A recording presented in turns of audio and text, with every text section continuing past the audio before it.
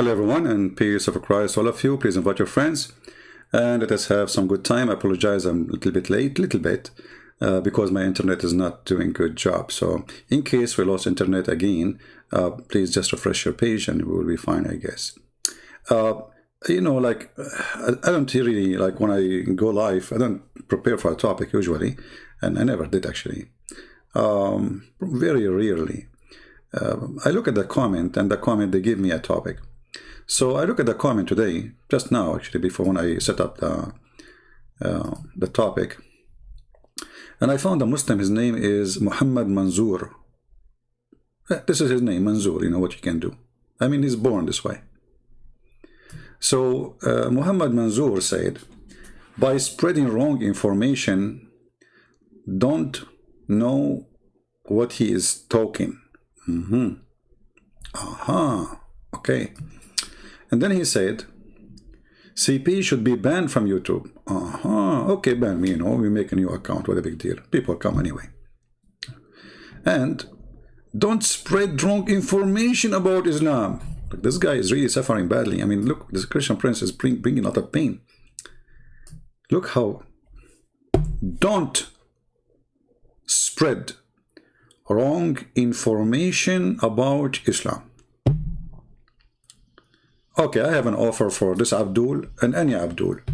Who is Abdul willing to call me and show me an information I'm spreading which is not true? Do you remember there's Abdul, and with the association with other Abduls, they made videos, and the Muslims, they start talking about it, that they cannot find in my book, Sex and Allah, the introduction, there is a quotation there. They said, we cannot find it. It's not there. It's not there. This guy is a liar. It's not there. And the Muslims start spreading the videos and blah, blah, blah, blah, blah, blah, blah. Then the video came to me, and it took me 2 seconds to find the reference, and I put it in front of their face. Did they even apologize? He's liar. The introduction, the first page in his book, we cannot find this quotation, is not exist. The idiot, they don't even know how to read their books. Took me 2 seconds to show them the reference. So now, you see, instead of making a statement saying he spread wrong information, why you don't call me? You see, and your beard is long. Alhamdulillah. You know, I bought a broom, by the way. You know, those ones, like, they come with the dust collector, the one you collect when you are standing, you know. But if I met you before that day, I will not waste my money. You can do the job. And actually, this is why you're afraid to call me, because you know what will happen to your beard if you call me. Now, who is a Muslim? He have the courage and the knowledge to prove me wrong in anything I said. See, they make videos, they will refute Christian Prince. You know, this is like something you do to your kids around you. You know, fooling each other, lying to each other. It's okay, this is your business. But it doesn't work with us. You have to prove me wrong. Always when I talk, I show reference. I don't know what's wrong with the internet today. Did I lose my connection? I hope not. It's okay.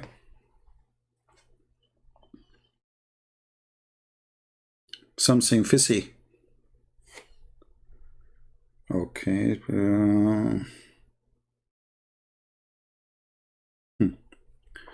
I know what's wrong. So, as long you have knowledge and you are sure, then let us see who spread wrong information. Then he made, let us see another quote here. Oh, this is a different Muslim. This Muslim, he said,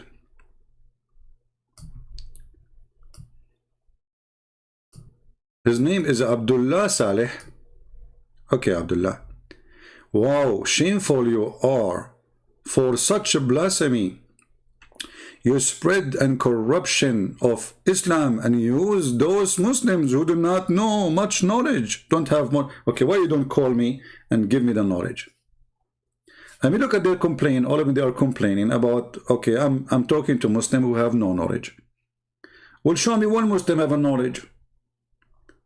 Do you remember Zakir Naik when a Muslim woman, she asked him, why the women, she will not get, you know, virgin. I mean, like the man, he will get virgin.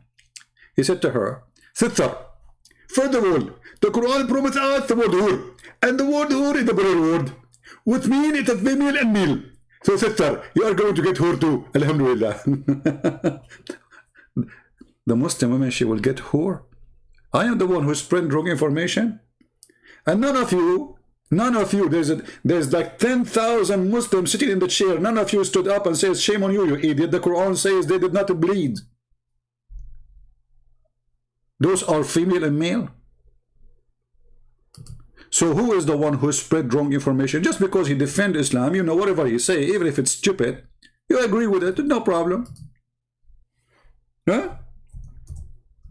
The word whore is male and female. Are you sure, brother? Yes, brother. Yes, he says that, brother. So what this verse here is saying? Huh? What? The word whore is male and female? Are you sure, brother? This is your Zico.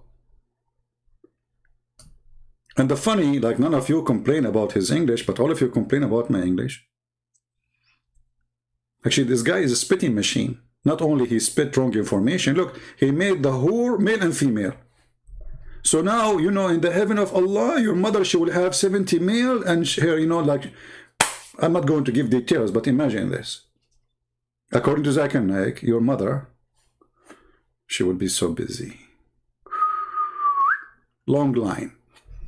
Hey, you cannot pass your, your turn. Stand in the line. This is the Abdul telling about his mom. She's in the bedroom. Abdul, so Zakir Naik, he promised your mother she will be by at least 72 too. Alhamdulillah. And none of you get upset?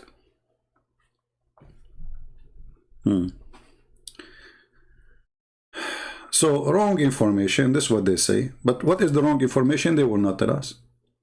And then look what he said.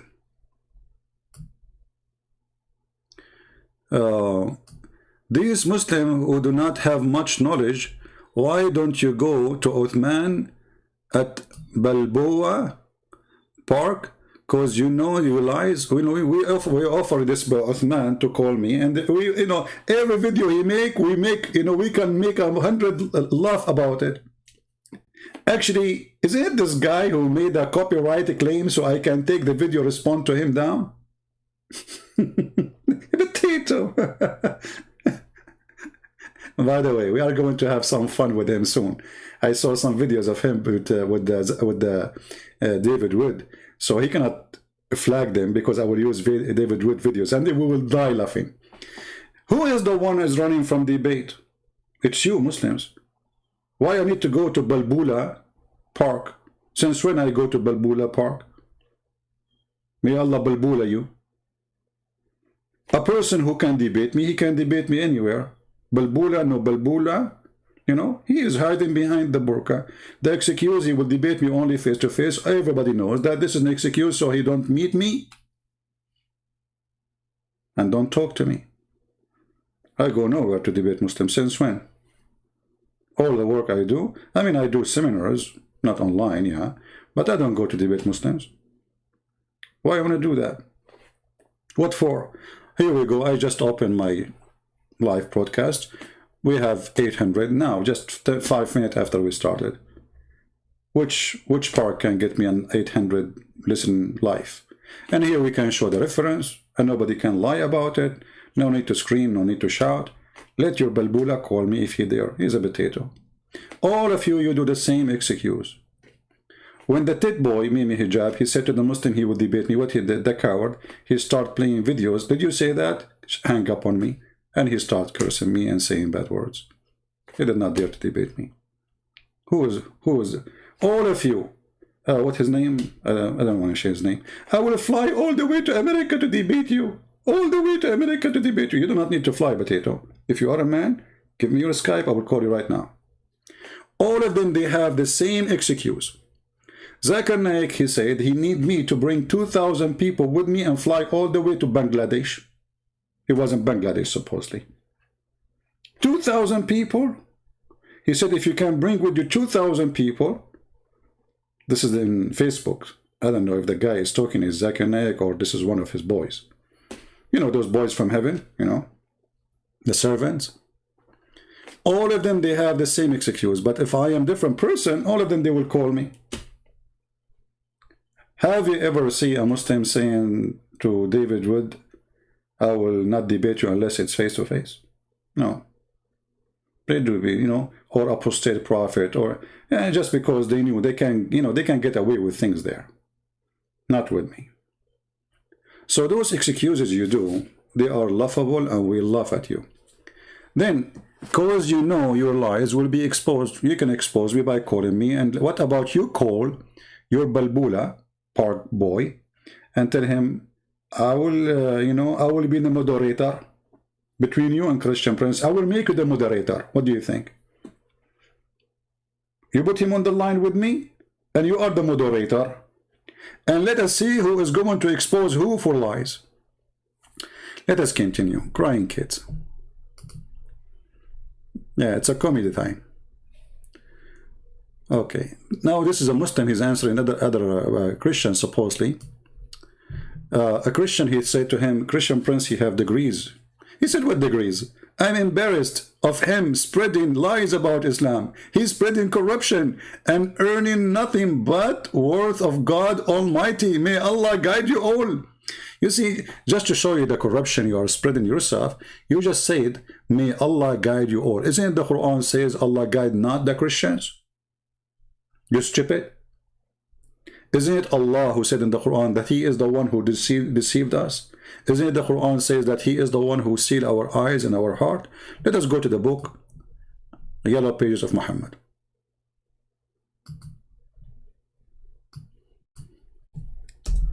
In the Yellow Pages of Muhammad, it says the following.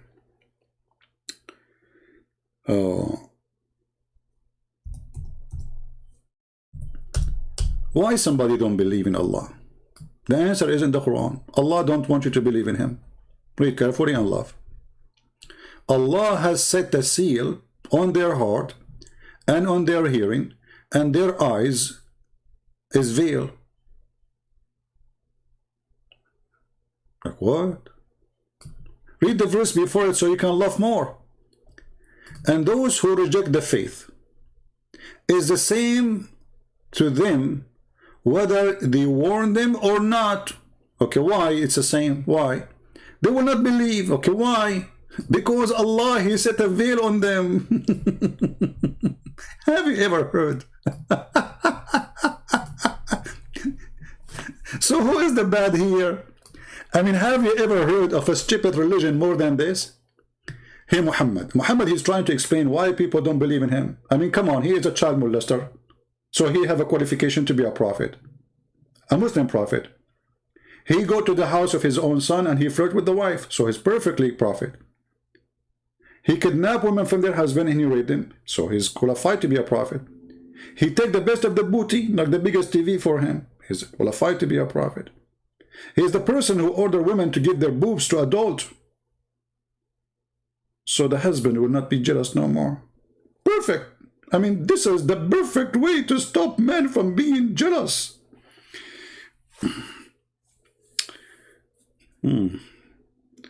So if I work as a driver for somebody in Saudi Arabia, and the husband is jealous, the wife, she will say to me, let us practice the sunnah of the Prophet of Allah. And you know, when the Muslims, they start practicing the sunnah of the Prophet of Allah, Sunni themselves, they start calling each other names. And, you know, they don't accept it. Do you remember the tit boy? Who remember the tit boy? You know the tit boy, right? Tit boy, he is the one who said to me, Christian Prince, Christian sexual predator. Why? Because I was quoting his prophet saying, give your boobs to a stranger. Suckle me.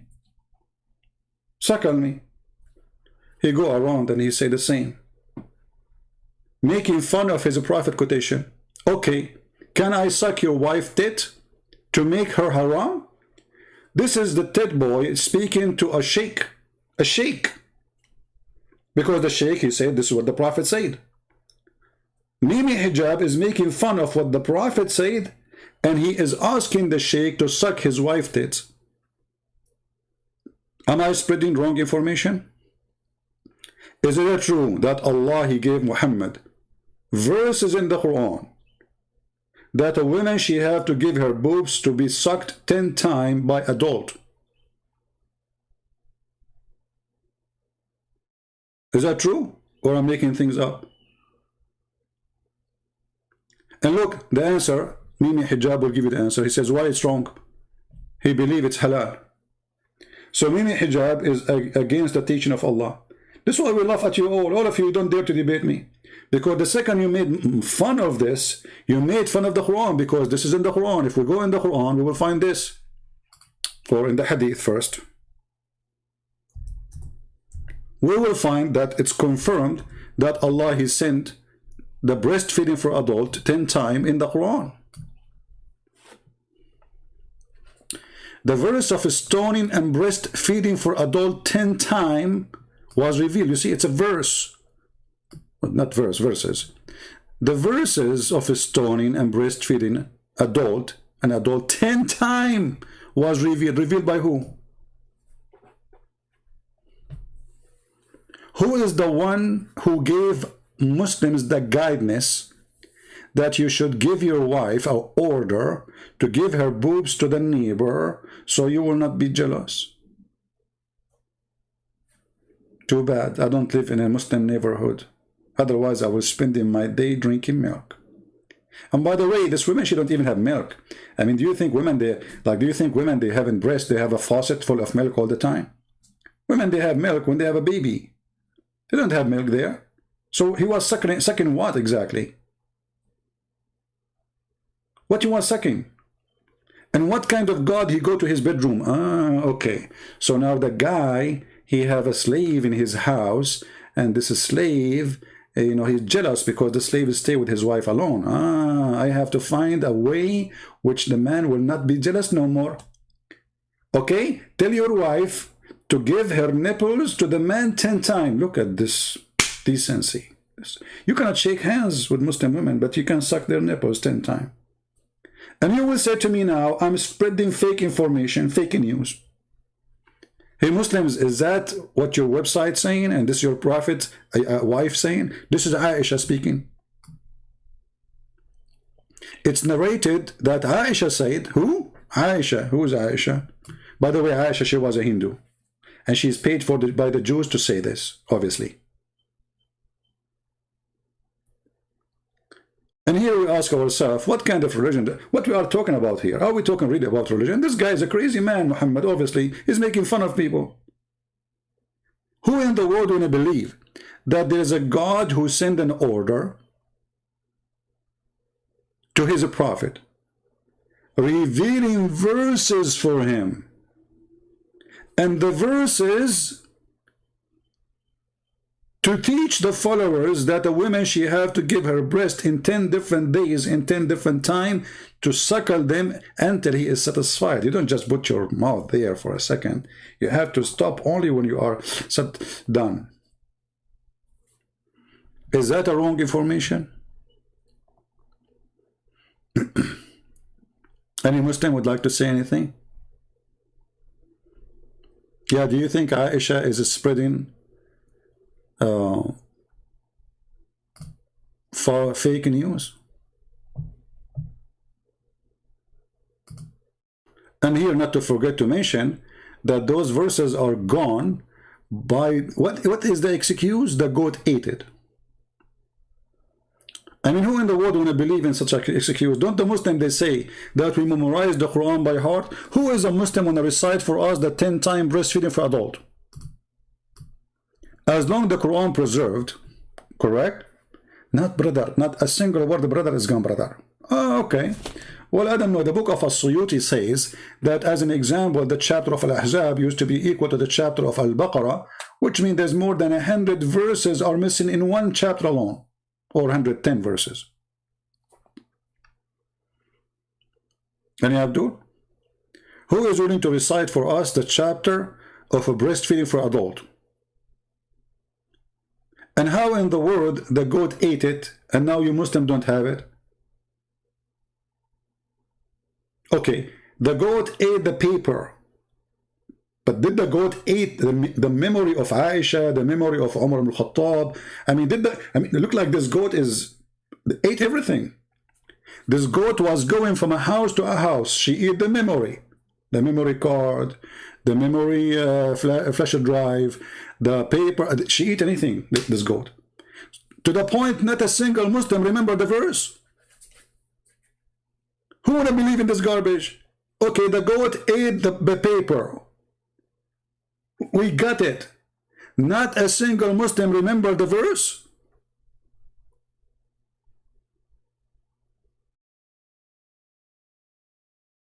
Anyone?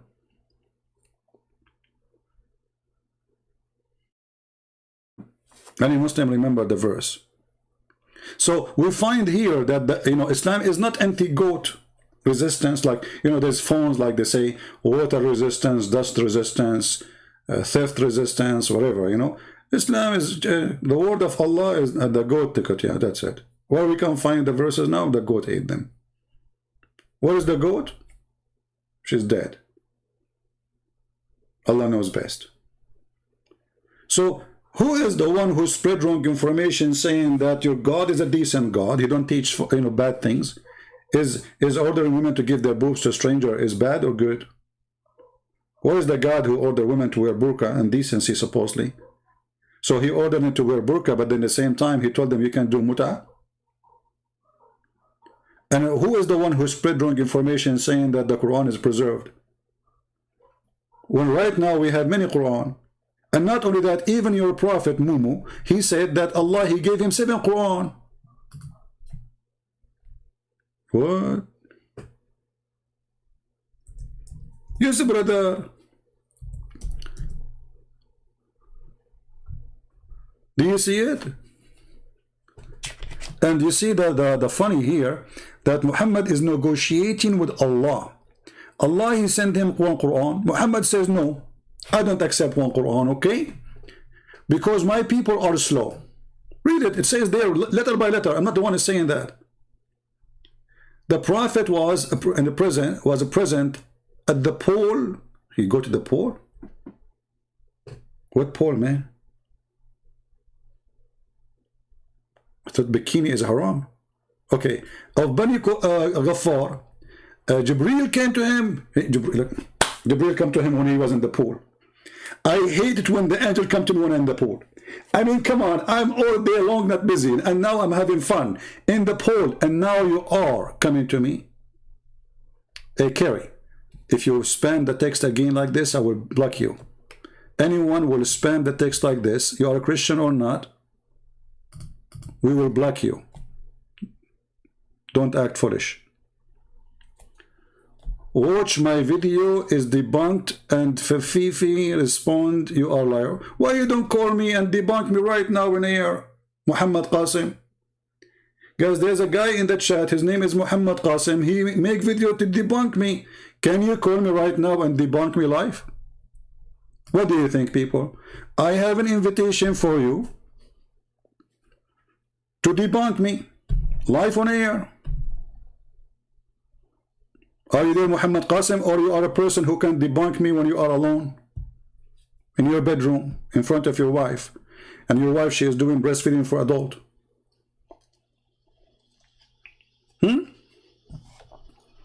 Muhammad Qasim, you and the one you mentioned, why you don't call me?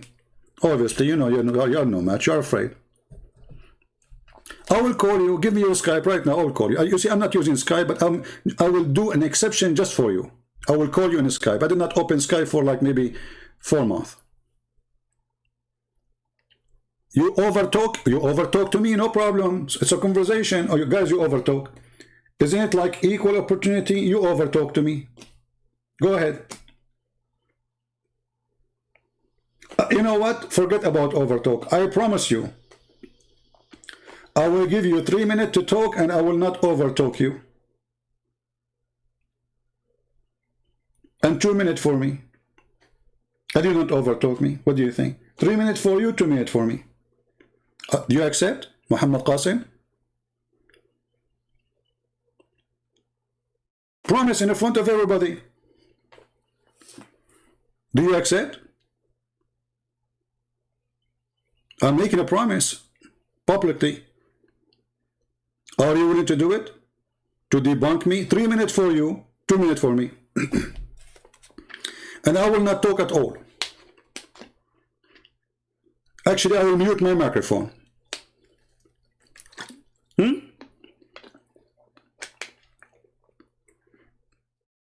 Are you calling a friend, Muhammad Qasim? Oh, let me download the Skype. He is downloading Skype now. Okay. Let me know when you are ready, my friend. So guys, invite your friends. We have Sheikh Muhammad Qasim. He is going to debunk me.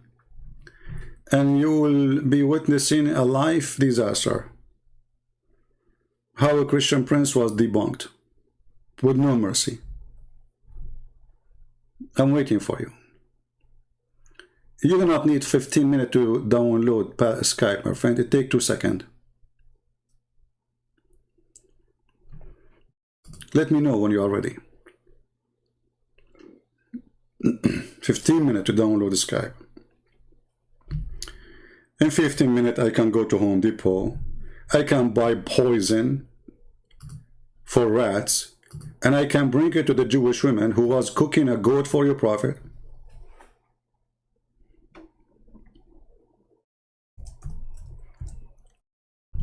Brother, how Allah, He will allow somebody to kill his prophet, brother?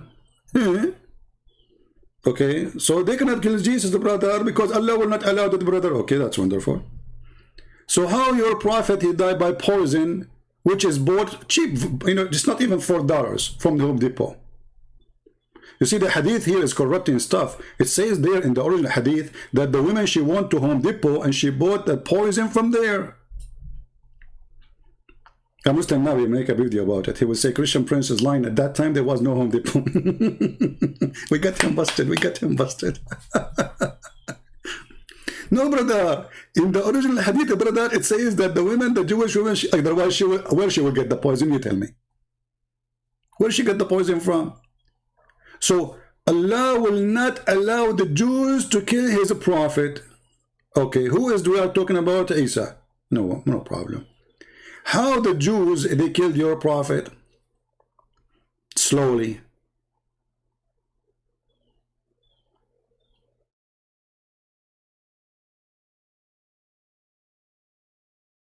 Guys, do you think Qasim will really go to Skype to contact me? You see, I made an exception. I'm not using Skype no more. But just for him. Are you there, Muhammad Qasim, or you think we are going to forget about you?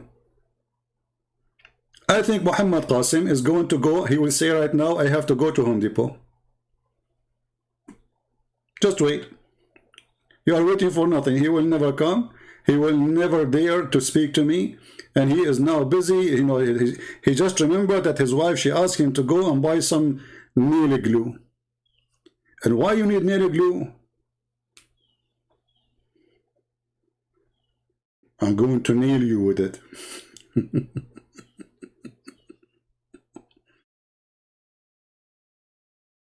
Are you there, Muhammad Qasim? All this time is to download the Skype? Are you sure you are downloading Skype or you are not cooking? I think you are cooking Skype. I think you are making a new Skype. I never saw somebody taking 10 hours to download a Skype. It's taking you so long, brother. Yeah, but you know, Paltalk for a Muslim like this guy is big. Paltalk. It's not like Paltalk for us. It's very big. So when the Muslims, they say we are giving wrong information, the Saudi trying to get rid of the hadith, good luck. It's all over the internet. You cannot get it. That's it. Too late, you know. This is something they should do, like, you know, maybe 200 years ago. Even if they try 200 years. You see, the hadith we have now is after they get rid of more than maybe 95% of it is trashed already.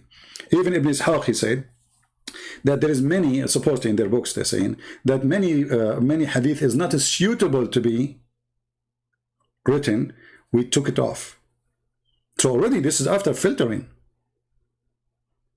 This is after the filtration.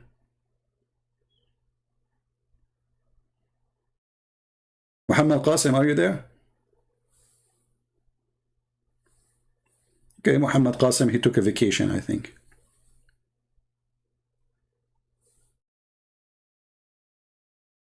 Let me make a prediction.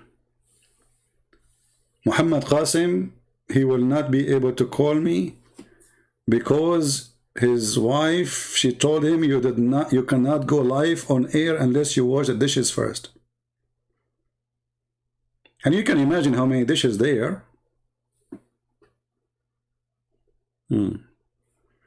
Anyway, anyone would like to call me, if you are a Muslim, you think you can really refute me, feel free. I will give you even time more than me to talk.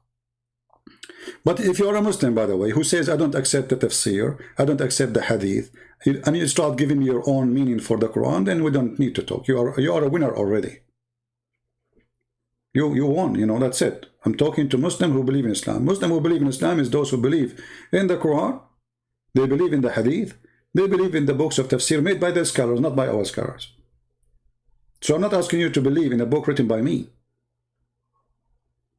And by the way, my book in Russian, Quran and Science in Russian, is going to be published very soon. Actually, I was planning to publish it today, but then a friend said, let me read it first to see if there's any mistakes in the Russian grammar. And then after we check and if there's any correction to be done, then we will publish it for free again. So now we will have 2 books in Russian for free. Okay, forget about Muhammad Qasim. Obviously, he's gone with the wind. So let us go to the second comment, or third comment, or fourth comment, whatever it is. Abdullah Saleh said, answering the person his name practice dream. Oh, so you believing in one God is and his messenger and worshipping God Almighty alone is evil?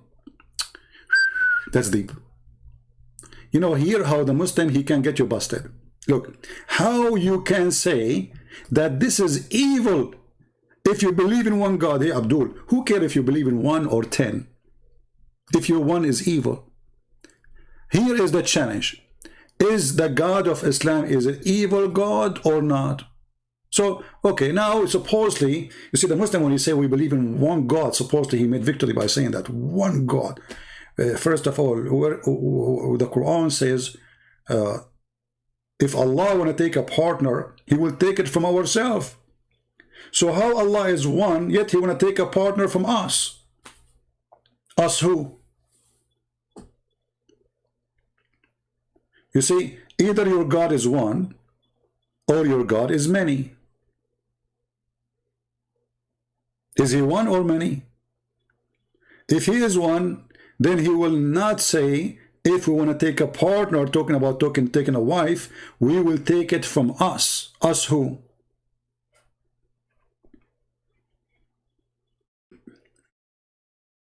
So the first thing a Muslim, he come to you, we worship one God. As like it's like a Discovery Channel, like, wow, one. Who cares if it's one God or not? The question is your God is true God or not? Your God, he said to Muhammad, read it 3 times, still Muhammad cannot read. If he is a true God, even Muhammad a donkey, he will read in all languages.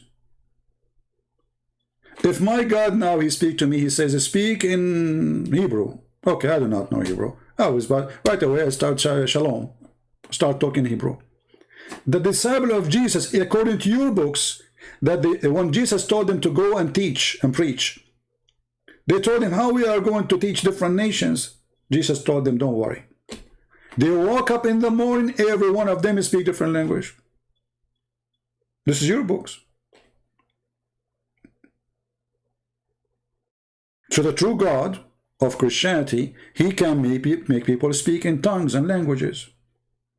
Your God could not. Your God, even Muhammad, he says that even in Arabic, my people cannot understand your book. Even the Arab, who Muhammad is speaking to them in their language. In their language, not in different language. They cannot understand the Quran and they cannot do it. Read carefully.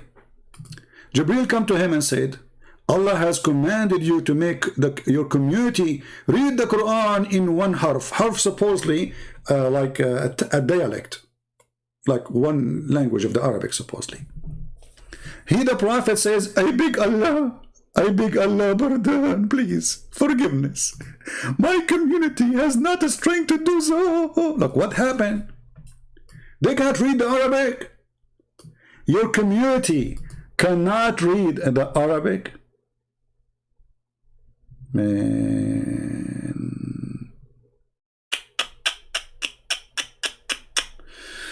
At one point in the Bible, it says the man fall and gusted his organ.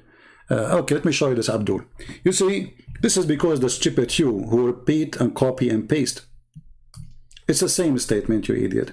A person who was hanged, after his body decay, he fell down and his body demolished. The answer. See how easy it is?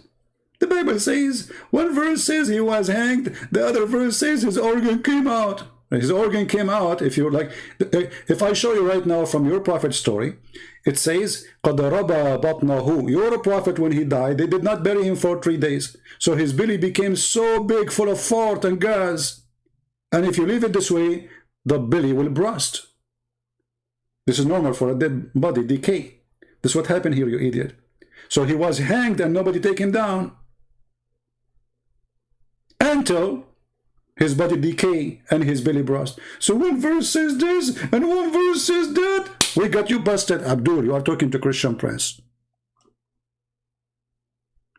The question is now, as long you mention this, what kind of a prophet he say that our Allah, he promised us that the body of the prophet will not be decay. And then the Muslim did not bury him for 3 days. And then after that, Muhammad belly became so full of fart. Who want to debate me about it and challenge me to show the reference? Muhammad, he said, oh, pray on me. Invoke prayer on me. Not, you see, not a blessing, this is a lie here.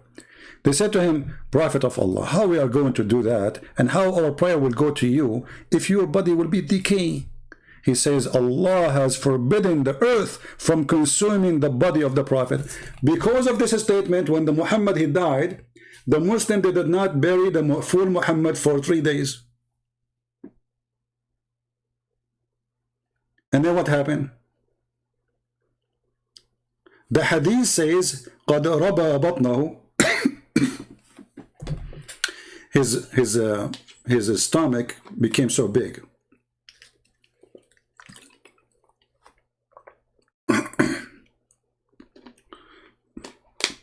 Is that correct, Muslims? I was drinking coffee and some of the coffee went in my, the wrong direction. Don't talk and drink at the same time. Not healthy.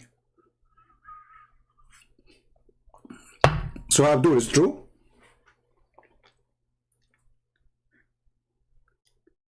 Let us open the graveyard of Muhammad and see if his body decay or not. It will take 2 seconds to prove if Muhammad is true prophet or not. Because if his body in the grave until now never decay, that's when Muhammad was telling the truth.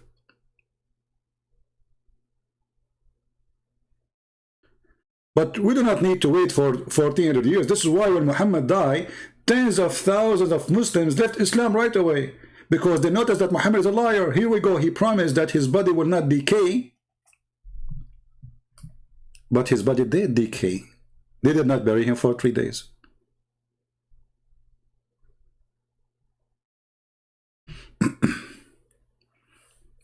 Any Abdul? Christian Prince got COVID? Look at the Muslims going crazy. Look at this guy saying CP gay, CP gay, CP gay. What's wrong with you, Abdul? Come on, take it easy, take it easy. Okay, I will put it for you in the screen. Are you happy now? Are you happy? Okay, here we go. I put it for you in the screen. Now, as long as you mention this topic, is it true that the Muslims, they came to the caliphate and they ask him that they have a scholar, a sheikh, praying in front of them, and he is homosexual, and he is tempting them. He's what? Tempting them. How he is tempting them? Hey Muslims, how a Muslim imam, he tempt you when he pray? He bend over? Any Muslim can tell me what's going on?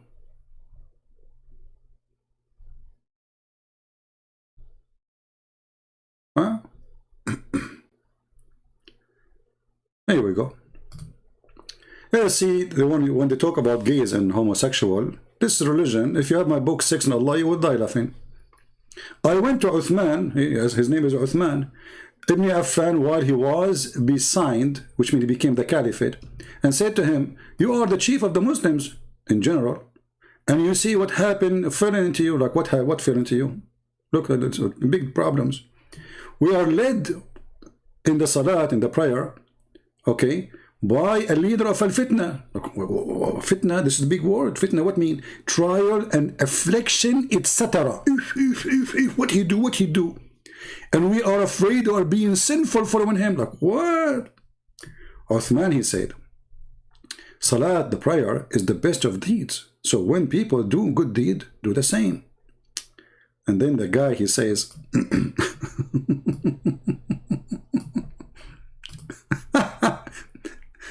yeah, okay. So do the same with them. You know, like do the good deed and avoid the bad deed. So Az-Zuhri, he said, in our opinion, one should not offer salat behind a feminine person unless there is no alternative. So look at this guy. He is saying that we Muslims, we are getting tempted by a feminine imam. By what? A feminine imam. How he tempts you unless you are a gay yourself? We have Muhammad Manzoor here. How are you, Muhammad Manzoor? Hey, Muhammad Manzoor. If you are praying behind a homosexual imam, how you are being tempted? How those Muslims are being tempted by a homosexual imam? Who caliphate, he see no problem with him. Can you tell me? Instead of focusing in my face, I see that you Muslims, when you pray, you don't focus on the face. Obviously, the guy is bending over and you are focusing in something else. How you are tempted by a man, he is bending over in front of you, unless you are a gay too. So look at those hypocrites. They went to the caliphate saying to him, oh, the imam is a gay. And we are being tempted. Okay, how you will be tempted unless you are a gay yourself?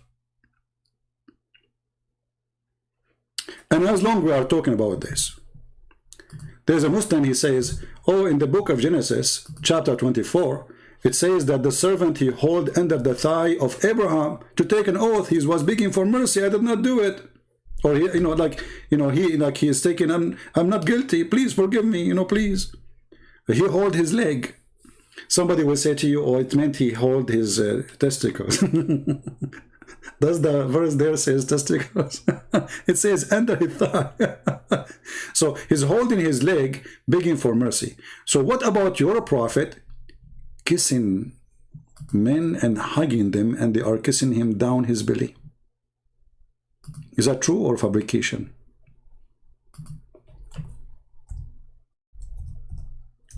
Hey Manzoor, who is the one who spread wrong information? I want you to tell me if this story is true or not. Your prophet, he left his t-shirt. The guy, he complained to Muhammad. He says, you are doing this to me and I am now wearing no t-shirt, but you are wearing a t-shirt. So the prophet, he pulled up his t-shirt. So now he's topless. Muhammad in the beach. And the man, he starts, supposedly, some translation, like the translator tried to make it look like the man is kissing the prophet. Not the prophet kissing the man, but it doesn't make a difference anyway. So he said to him, you are wearing a shirt, but I'm not. The Prophet then, he raised his shirt. And the man embraced him. Look, he cannot embrace him with shirt on. He cannot. And then he began to kiss his side. Which side is that? It says, kashhahu. The kashah is down the belly. A man is kissing you there. Why? You are an infant? Like, you know, some, you know, like people, they like, they put their mouth in the belly of that kid. He starts laughing, blah, blah, blah, you know. Okay, we can say this is like a kid, but this is your Prophet. He's a man. Why a man kissing him there and he is wearing nothing? Is that a tradition? Are you going to say I'm spreading wrong information? No, it says here صحيح صحيح in chain صحيح الإسناد. See? So everything those Muhammadan they throw at you, it is what they have, not what we have. What happened to Muhammad Qasim, guys? Did he this guy he took the wrong highway? What happened to this guy? He said he want to download, you know, and he will talk to me.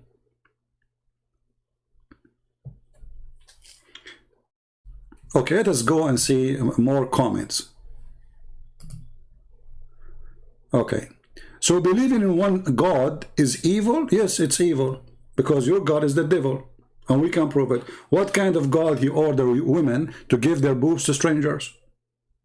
What kind of God he order men to have sex with the children? Right?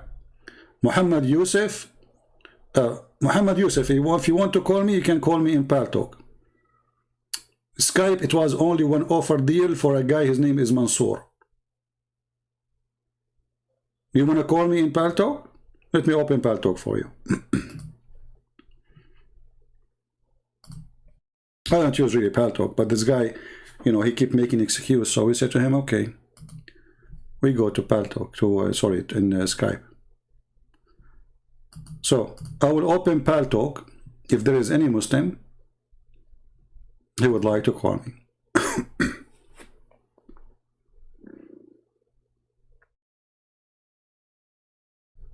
All right. Try to use your computer, please.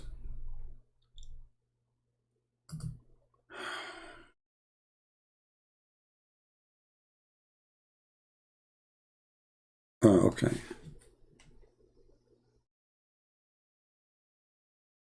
Kim Jong, a Muslim, he is trying to guide me.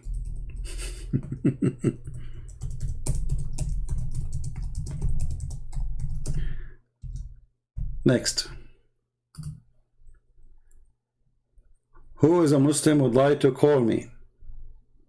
I am in Paltalk, waiting for your call. Muhammad Yusuf, text me and I will call you. So is worshiping one God alone is evil? Yes, it is evil, because the God you're worshiping is Satan. You know, it's not about somebody you call him God that will make it evil or not. It's about what does God teach. What does God teach? Evil. I challenge you to show me one good thing the God of Islam teaches not evil. Who can teach me? There's a few things Muhammad he copied from the Old Testament, but those are not, they don't belong to you. This is a theft. Show me something Muhammad he come with. It is his own. Right?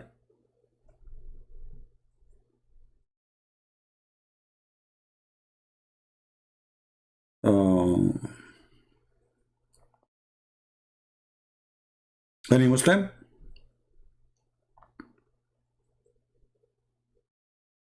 Okay, you are going to prove Islam. What are you waiting for, my friend? Why you don't text me? Until now I'm waiting for you. Guys, we have a guy, his name is Muhammad Yusuf. He is going to prove Islam for us. That's wonderful. I cannot wait. Waiting for you, my friend. You see, and I'm calling you my friend. I will speak to you nicely.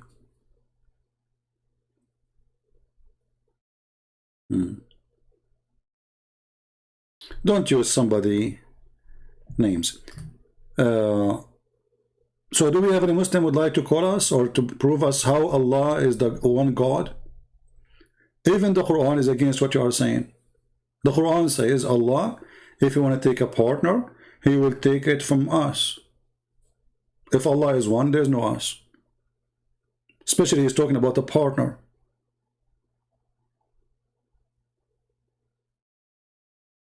You will humiliate me? No problem, I'm waiting. Don't, let me block you in the chat. I'm waiting for you. Stop texting here. Obviously, you are a kid. Either you call me or take a hike. Look like you are just attention seeker. But you will never call me. So stop texting in the chat. Otherwise, I will block you in the chat because I'm waiting for you to call me. Text me in Paltalk. My Paltalk is open. Otherwise, you will be blocked for deceiving us that you will call me.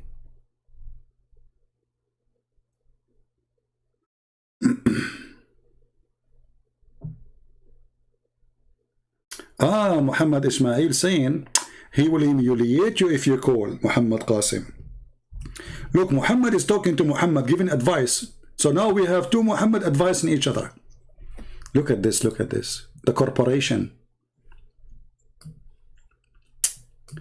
Muhammad Ismail saying to Muhammad Qasim, or Muhammad, whatever his name, he will humiliate you if you call Muhammad Yusuf. He has no interest in truth. Like, what? So you are asking him not to call, right? And how you will be humiliated if you can prove me wrong. So you know that you are no match. This is why you are trying to tell this guy, don't call. You don't know what's going to happen to you. We cannot defend Islam, brother. This is the truth. Nobody can defend Islam.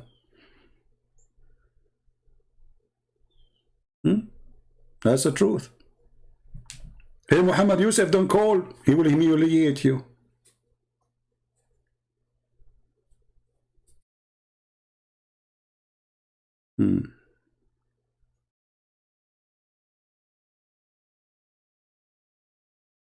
So if you are a Muslim who have knowledge of Islam and you call a Christian prince, you will be humiliated. Why?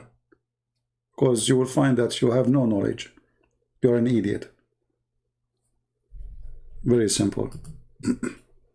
Okay, Muhammad Yusuf, he texts me. Let us hope that is going to work. Let me call him.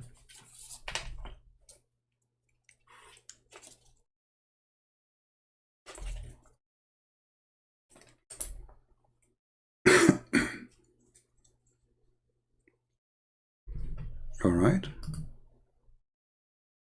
We are calling Muhammad Yusuf. Hold on.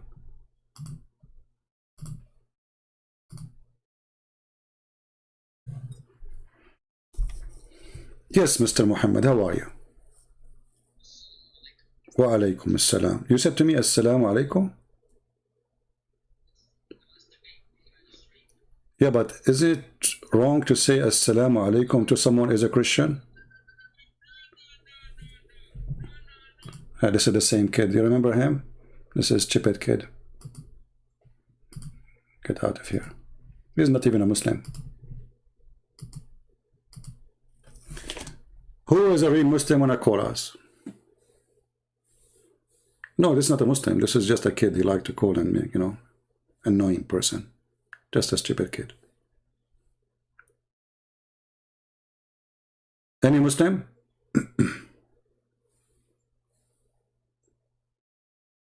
It's okay. You cannot hear. This is not even a Muslim. This is the guy he called us many times. He's just a kid.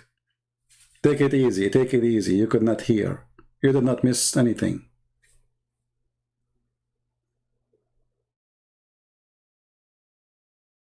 And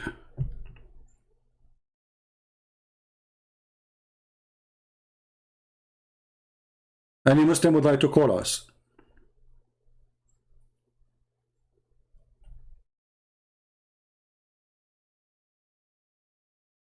Anyone?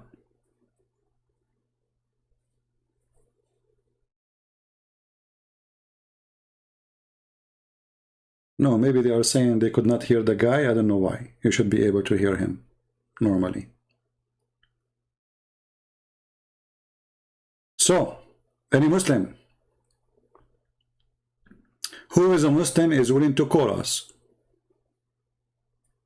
The only one who call us is not even a Muslim. He's just a mental ill person who need attention.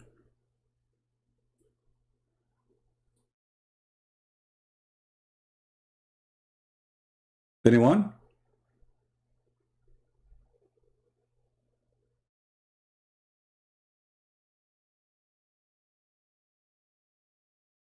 Well, my Paltalk is open. Text me and I will call you. So, you know, when they speak about Islam as a religion, anything we study about this cult, we will find that there is nothing right about it. Like when Muhammad here, he said that your prayer will be submitted to me. Isn't it this is blasphemy against God? Who are you? You are just a man. And how a prayer of all those Muslims will be sent to Muhammad? In order for Muhammad to review all those prayers, first you have to be alive, not dead. Because your body decay or not, does that mean you are alive? How the prayer will be submitted to you? And I thought the prayer would be submitted to God. We found that the Muslims, they believe that their prayer is not going to Allah, it's going to Muhammad. He is their God.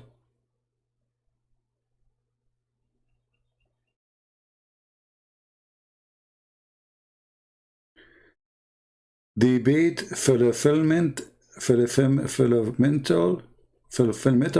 theist. Okay, just debate. He didn't text me. Don't flood the text, my friend. Stupid. Don't flood the text. I'll block you. There we go, I blocked you. Don't tell me debate this guy and debate this guy. My Paltalk is open, text me, and I will call you. Stop being stupid. I don't go after people to debate them. You have somebody to debate me, let him text me, or text me and I will call you right away. Live on air. So don't come like a kid and jump over my lap. Says debate this guy, please debate this guy. Don't do that. Don't be stupid. Anyone want to debate me, my Paltalk is open. I do not need to know your name. You are a big sheikh, you are a small sheikh. Who care? All of you are shaky for me.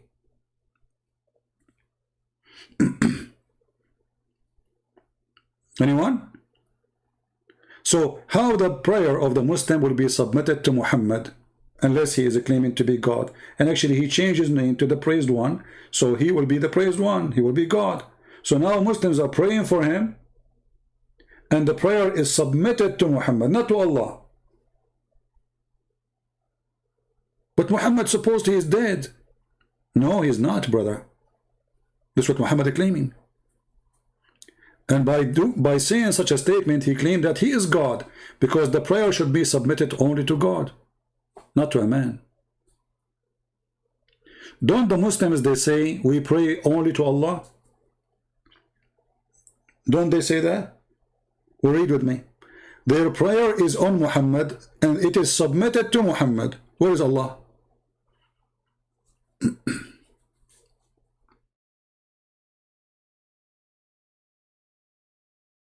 I interrupt. Well, you can interrupt me. It's an open conversation. Guys, I interrupt. You interrupt me too. Who's holding you? That's a false excuse. You see the debate, they do like 5 minutes for this guy, 5 minutes for this guy. It's a stupid debate because simply the guy, he go say tons of lies, and none of them actually is debating because nobody is listening to the other person. They are reading papers they collected reference 2 weeks before the debate. Here we have a real debate. Interrupt me. Whatever goes for me goes for you. Whatever goes for you goes for me. It's a debate.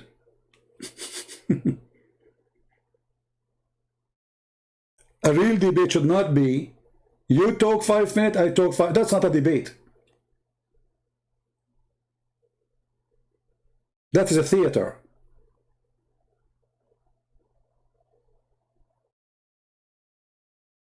Do we have any Muslim? Have the courage and the knowledge.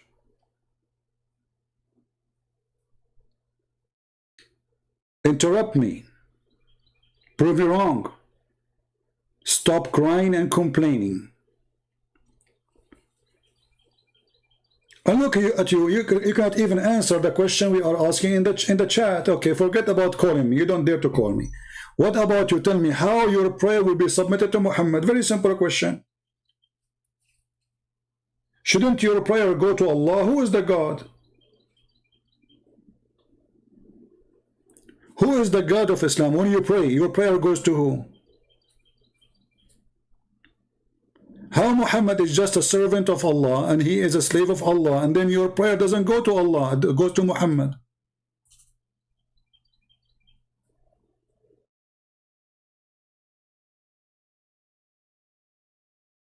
Anyone?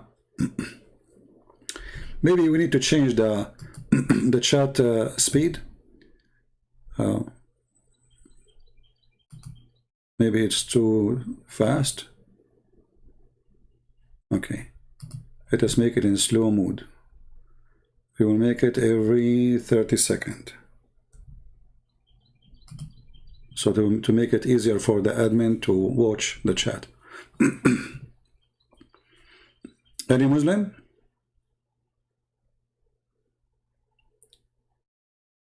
I have got an echo.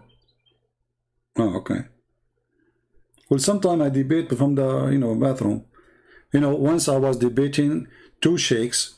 One, his name is Dr. Nabil Baikli, and the other one, his name is Imam Malik Saur. If you listen to the debate, you might hear water running. I wasn't in the bathroom really. I was washing dishes. At that time I have like a Bluetooth microphone, and they are just two kids. I mean, they are sheikhs, yes, head of Islamic Center, yes, but all of them, they have no idea what to say. And after we finished the debate, the radio host, he said to them, "Can we schedule a debate for this coming week?" They said no.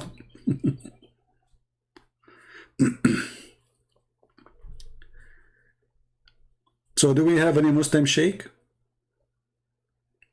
Anyone?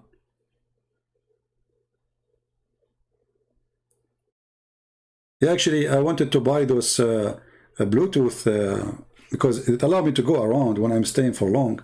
But they are very expensive. I don't know why they get so expensive. They were expensive at that time, but now they are way more expensive. So I was washing dishes, dealing with those two Abdul, and like if you watch it, like the guy, I said to him, so how Allah have a leg? He says, okay, Allah have a leg, but is his leg of Allah is like yours? Who care? Supposedly now he's getting me busted. Is the leg of Allah is like yours?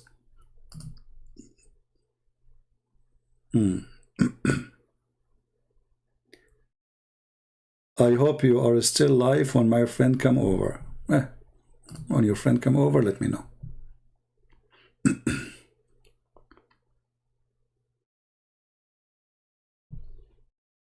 Anyone? Actually, there's a benefit for you if you are a Muslim, if you call me, because you can download the video, you can post it in your channel, and people will say, my debate with the Christian Prince, what do you want more? Muslim will subscribe to you like crazy. Even though they will be dying laughing at you, who care? Still Muslim will support. Anyone? Debate Imam Murrah? No problem, we can debate Imam Murrah, his sister, his mother, and even his breastfeeding for adult.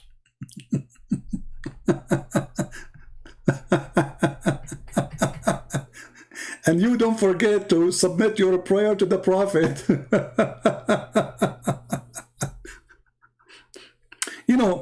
This religion, I mean, those Christians, they say lies about it. All right? So the Prophet, his body will not decay. And the Christians, they put in the Muslim books that the Prophet's stomach was full of fart and he stink.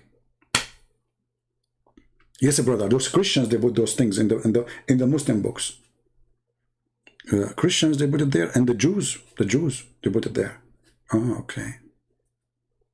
I see.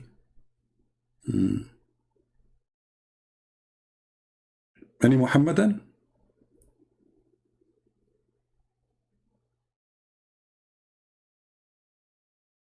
Anyone?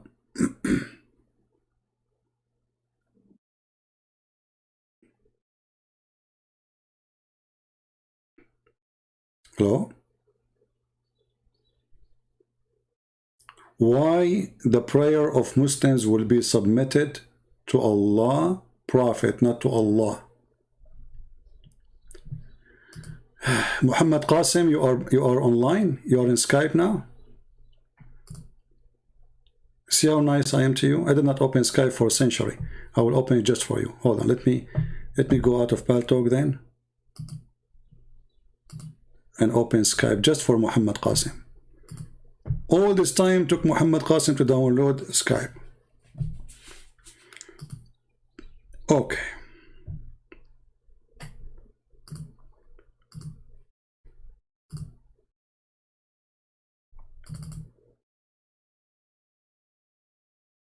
I think I did not open Skype for more than 5 or 6 months.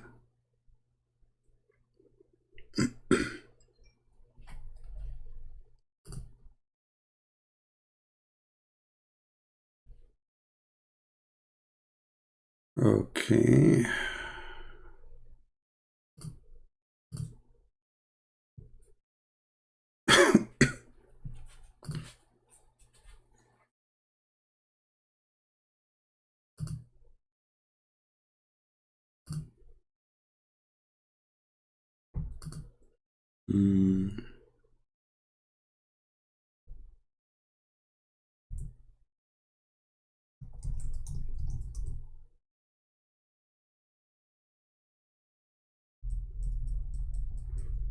I can't even remember my Skype account. what it was? What is my ID in Skype account? Hold on.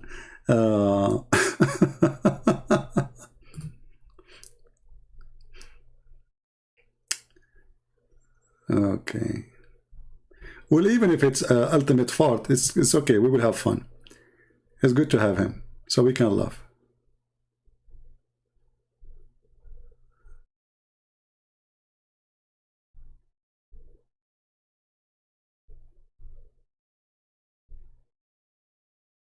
The prayer is not the same as a blessing. No, it says your prayer, you know, salatakum. Same time, your blessing will be sent to me. You're dead.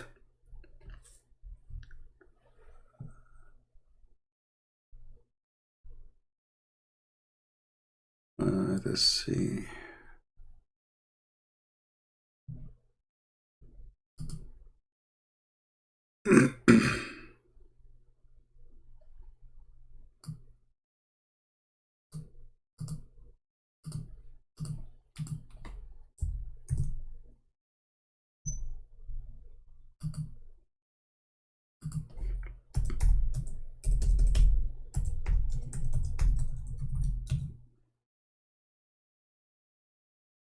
All right, we are in Skype now.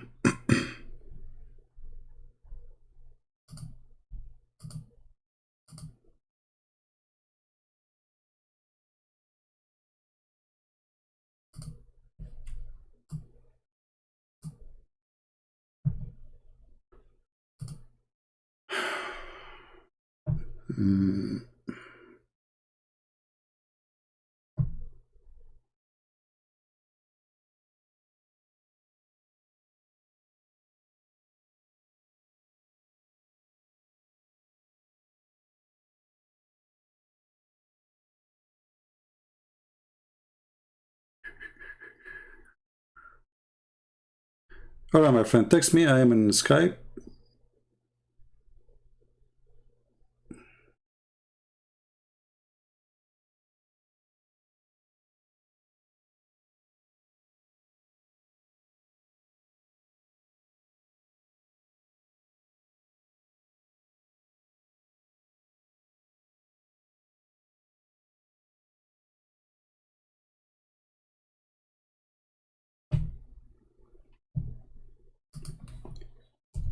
Man, I have tons of text in this Skype. Endless.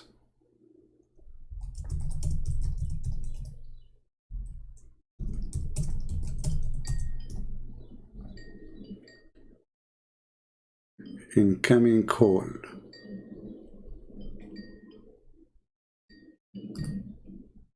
Hello?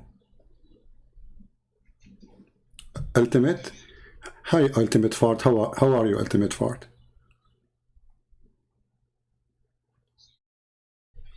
Hold on. People don't hear you, Ultimate. Just wait. Don't talk. Let us fix it. Let's see.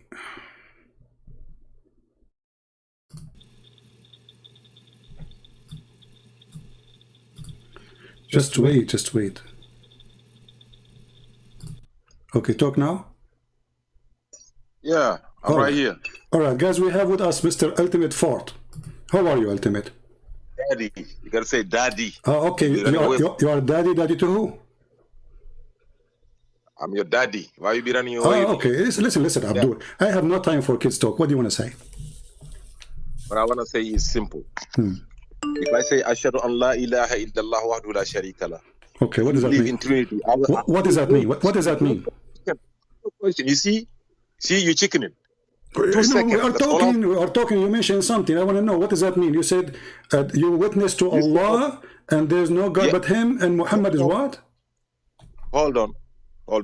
I didn't say Muhammad. I didn't say anything. Listen.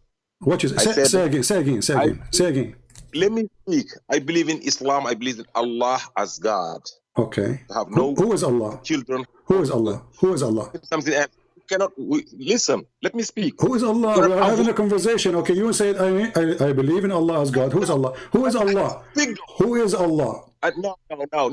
You run in. Let me give me 2 minutes speak, and then you speak. Let me. No. Listen. I will give you 10 minutes. You said believe in Allah. Shouldn't I know who's Allah? Are you avoiding the answer that you do not know who's Allah? Are you saying I do not know who's Allah?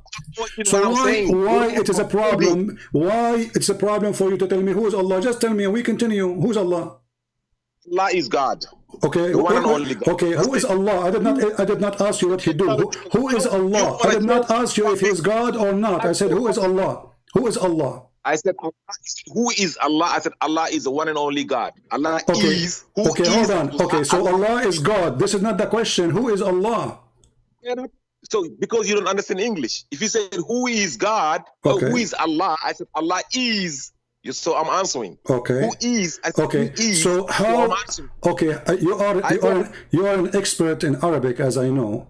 And you are genius. Listen, so as long Allah is God, so how come His name changed in verse number 2 in the Quran? If Allah is God, who is La? Who is La? Yeah, you can speak. I'm not talking. Who is La? In verse number 2. In verse number 2, the name of your the God name, the God name changed, became La. Who is La? Who is La? Yeah, Al-Ilah. They don't like Al-Ilah. Al-Ilah. Allah is the only Ilah. Oh, so, only okay, but this is not the question. It says Alhamdulillah. La, who is La? Alhamdulillah is like in Li Allah. Lillah.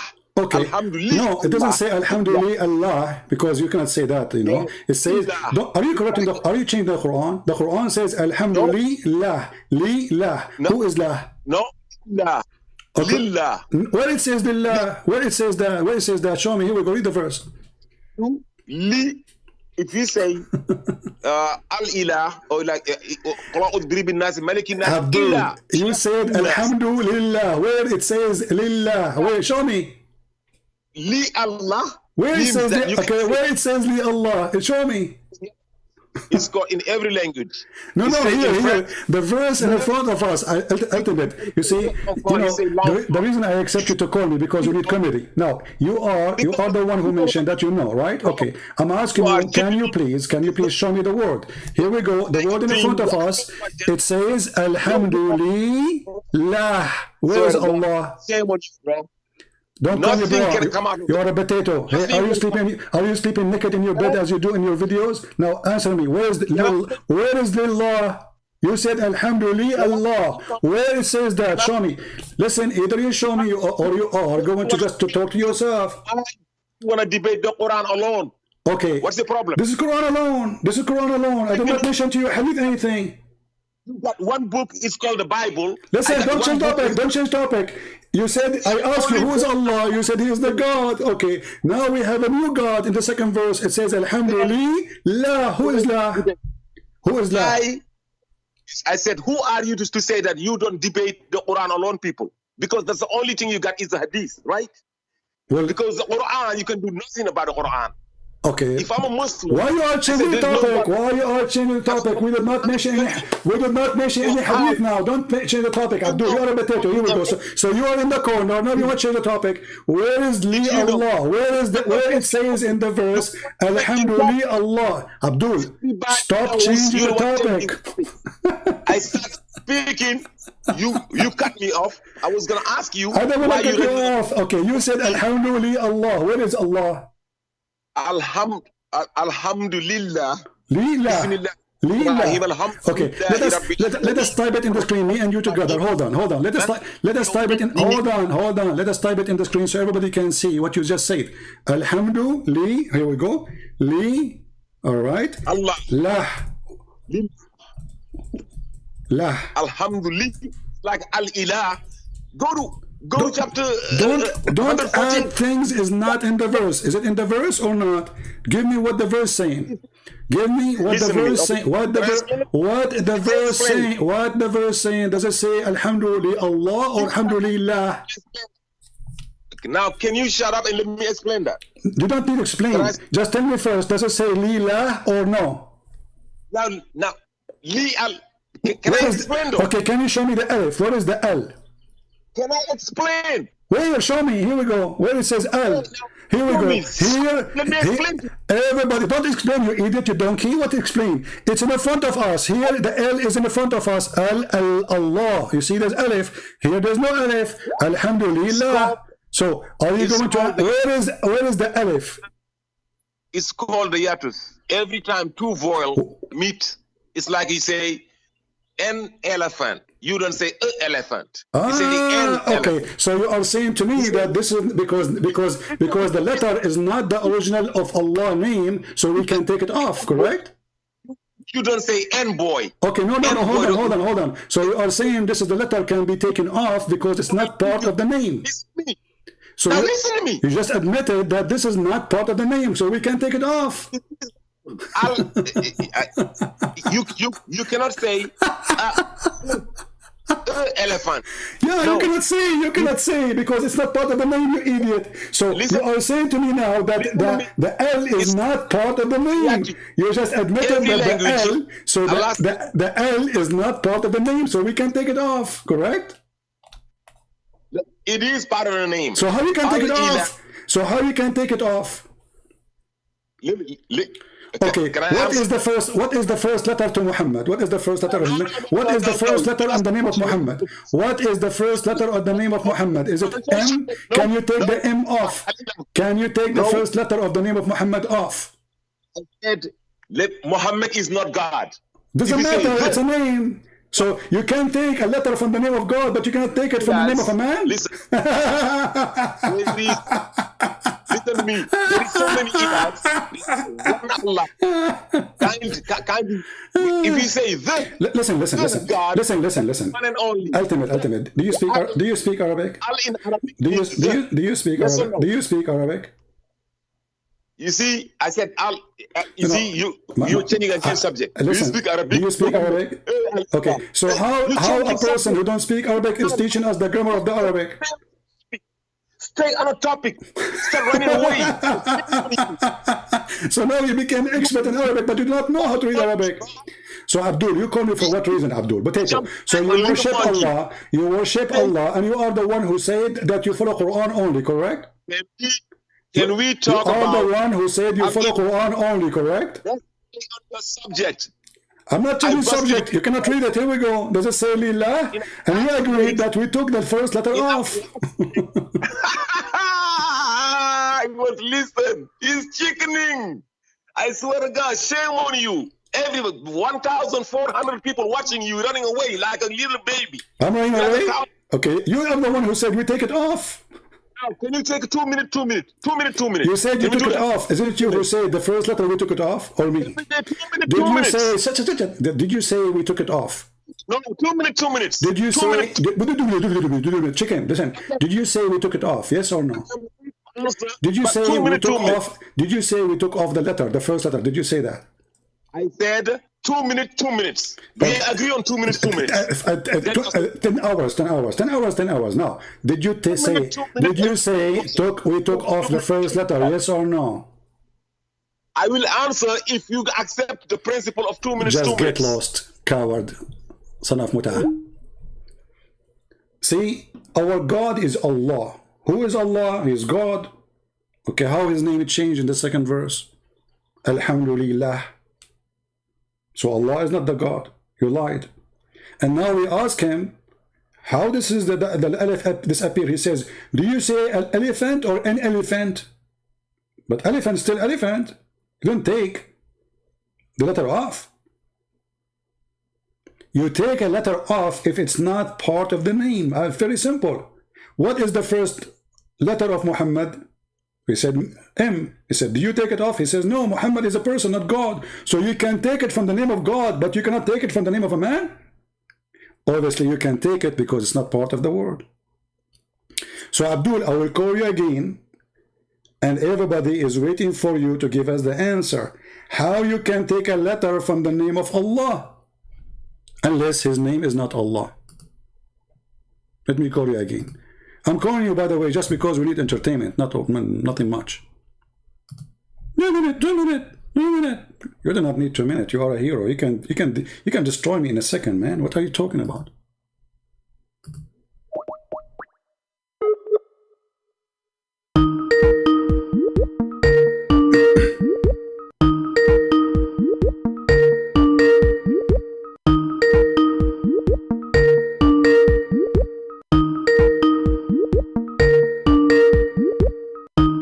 He is not answering. Abdul, answer, come on. What? Somebody asked you to call it? Okay, so now we agree, me and you, that there's letters in the name of Allah, we can take them off. Somebody asked you to call me back because you're ashamed? Because you ran away? So do we agree, me and you, that there's a letter in the name of Allah, we can take them off? Did we agree, me and you, that there's letters in the name of Allah, we can take them off? Yes or no? I said 2 minutes, 2 minutes. Abdul, I will give you 2 minutes, just no problem. On 2 minutes, 2 minutes. But you agree? But you answer the question. You promise? I said, I answer every question and then I ask a question. Okay, so do you promise me if you go out of the question, of the topic? You agree on 2. You're the one that went out of the question. No, the question is, I will give you the question. 2 minutes for you. I promise. Here we go. Did you say that you agreed that you take the first letter of Allah's name? How you can do that? Go ahead. I didn't ask you. I said, in every language, there's something that 2 minutes. If you cut me off, you're a donkey. In every language you go, when 2 vowels meet, you gotta take 1 vowel off. If you say in French, like you say le enfant, L-E is the enfant is a boy, a baby, or a boy, E-N-F-A-N-T. But you cannot say le enfant. You gotta take the E off of the le. You put a apostrophe in there and say l'enfant. You cannot say elephant. No, A and E cannot meet. You say an elephant. N. We put an N out there. Okay. In Arabic, it's the same. If you say al-ilah, al-ilah becomes Allah, the God.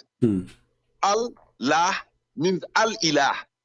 Bismillah, bin nasi, malikin nasi, ilahin nasi. 3rd verse of chapter 114. Pull it out. Okay.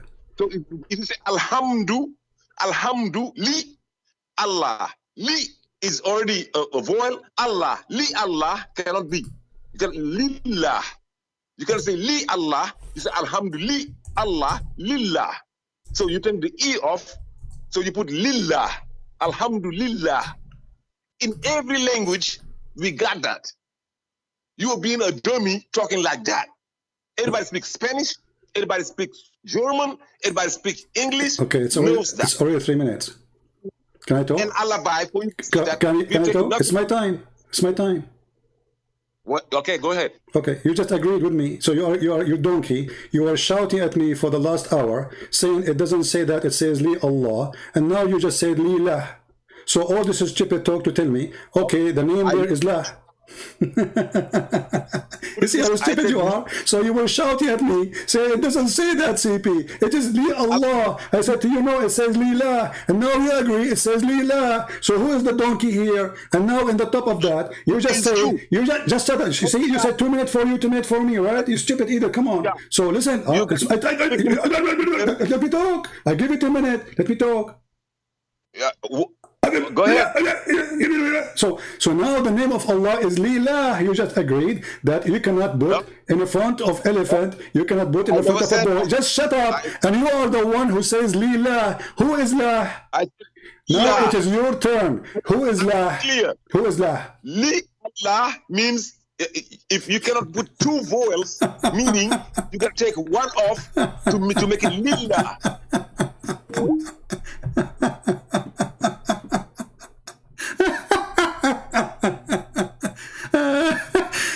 So no, it doesn't say that. It doesn't say you are a liar, you are stupid, you are dummy. And then after he explained it, he says, yeah, it says that, Lila. Did you hear it? The example you idiot you gave us about the boy and the elephant, you can take it off because those are not part of the name. But the word boy is still there. Boy, start with boy. You don't say that, you don't take off the B. You don't take the elephant, A-L, elephant. You don't take it off. So an elephant or elephant, it says elephant. So you stupid, you cannot take it off unless it's not part of the name. We have Muhammad Qasim waiting. Go ahead.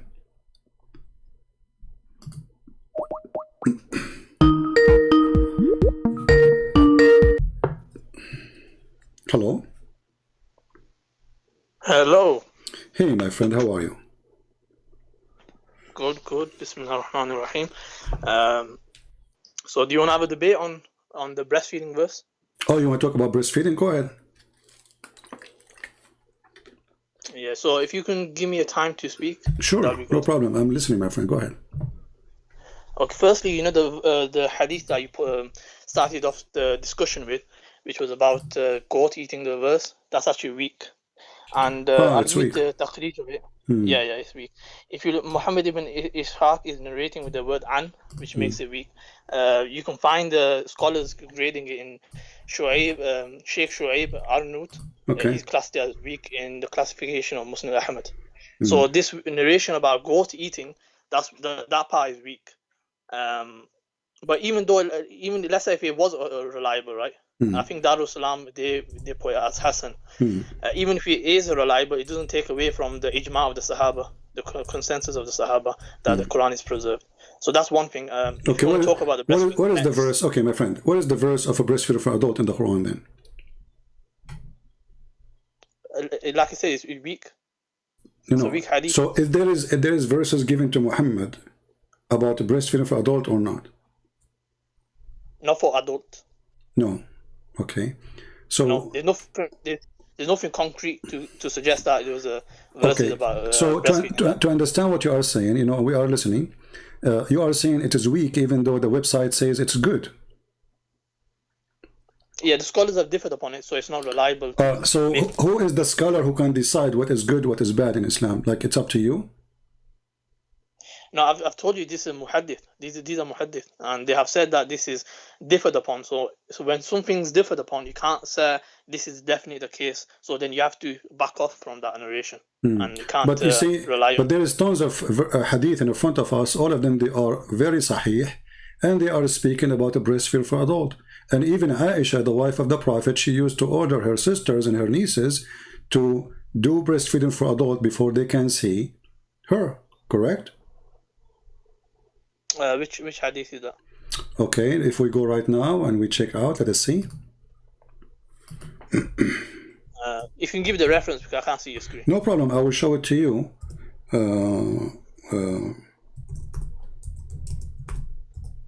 Let me give it to you. And as long as you speak Arabic, that's wonderful. And I find it very funny that Muslims, you just say that the scholars differ in what is weak and what is strong, which means Islam is very flexible. When you see something you don't like, you can call it weak anytime you want, right? So no, that's not, if you want to respond to that. No, you just did. You just said that. Let us see. Let us see that. Hold on. Okay, you can go ahead. Respond. Go ahead. Okay, so we have mutton criticism, we have isnad criticism. So when it comes to the narrations, we investigate the narrators, and if the narrator is narrating something in an ambiguous way, then we can't. That report might become weak.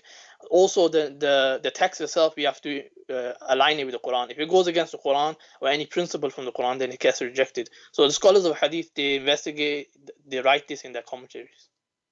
But how come the scholar of the Hadith in they say Hasan there? They are scholars or they are potatoes? Yeah, the scholars, they are scholars. It's just that the general meaning within the Hadith is true. Like, for example, the case of Salim, that's a Sahih Hadith. The Salim. Okay, tell me about Salim. What happened? Did your Prophet order the woman to give her breast to adult?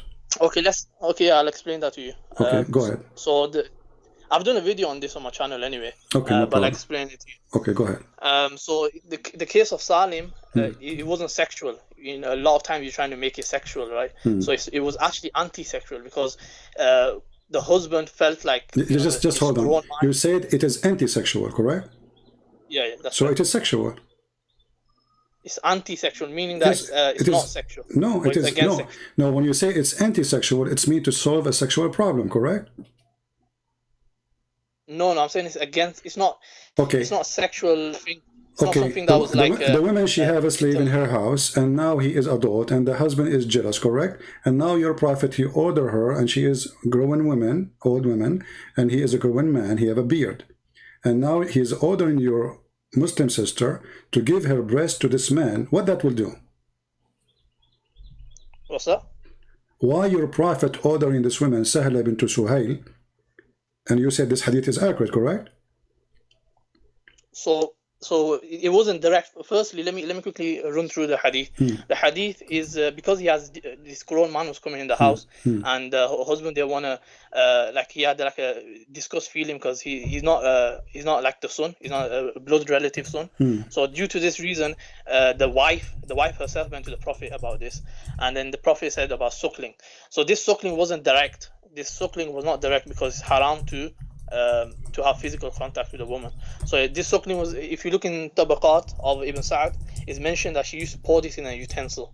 It might sound strange. You speak Arabic, right? You speak Arabic.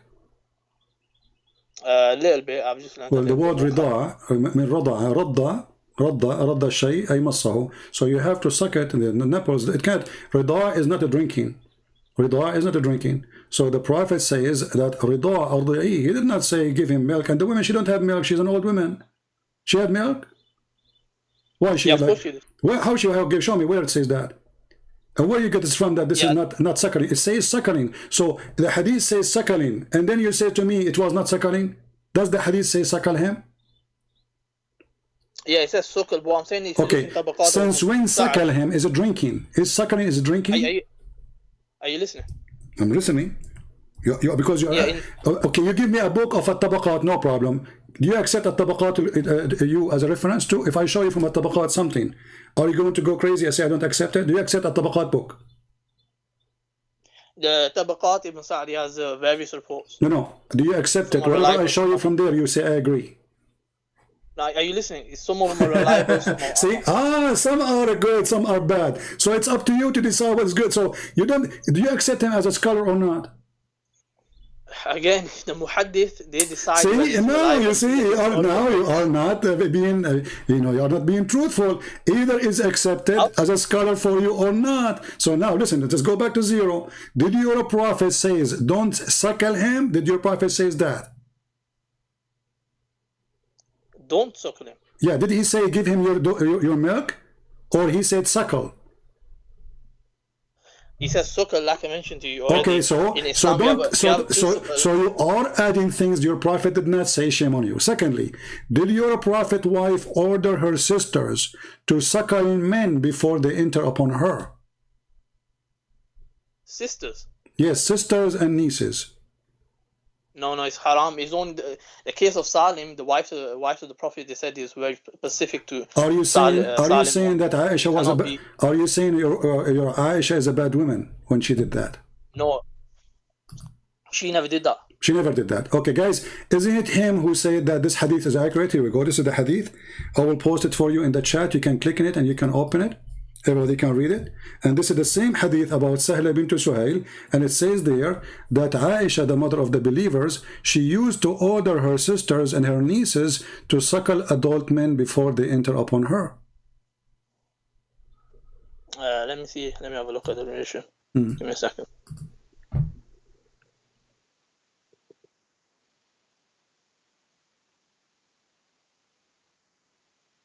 What's the hadith? I'll just find it on the thingy. I can't go back on the screen for some reason.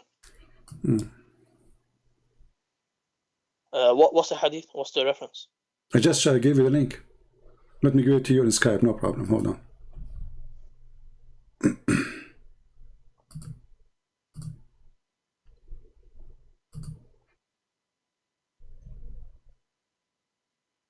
I'm aware that Aisha, she had different opinions. She believed that the Aisha, she have wrong opinion, guys. Aisha, she have wrong opinion. Oh, okay. Aisha, she was a bad Muslim. Yeah. So no, it doesn't make them bad. You just said a second ago. You said Aisha, this is haram. You said this is haram. It's only for this women, and Aisha, she will never do such a thing. Yeah, it's haram. So Aisha now she is committing something haram. Aisha. No, Aisha herself, she didn't say that this is a physical contact. It's haram to have physical contact. That's what I said. Guys, do you hear? Hold on, Qasim. Some people, they say cannot hear. Guys, do you hear the sound? People on YouTube, do you hear the sound? Is the sound good coming? Do you hear his voice? Do you hear his voice? You know, it takes a little bit for them to answer. We want to be sure that everybody can hear you. Guys, when he talks, do you hear his voice?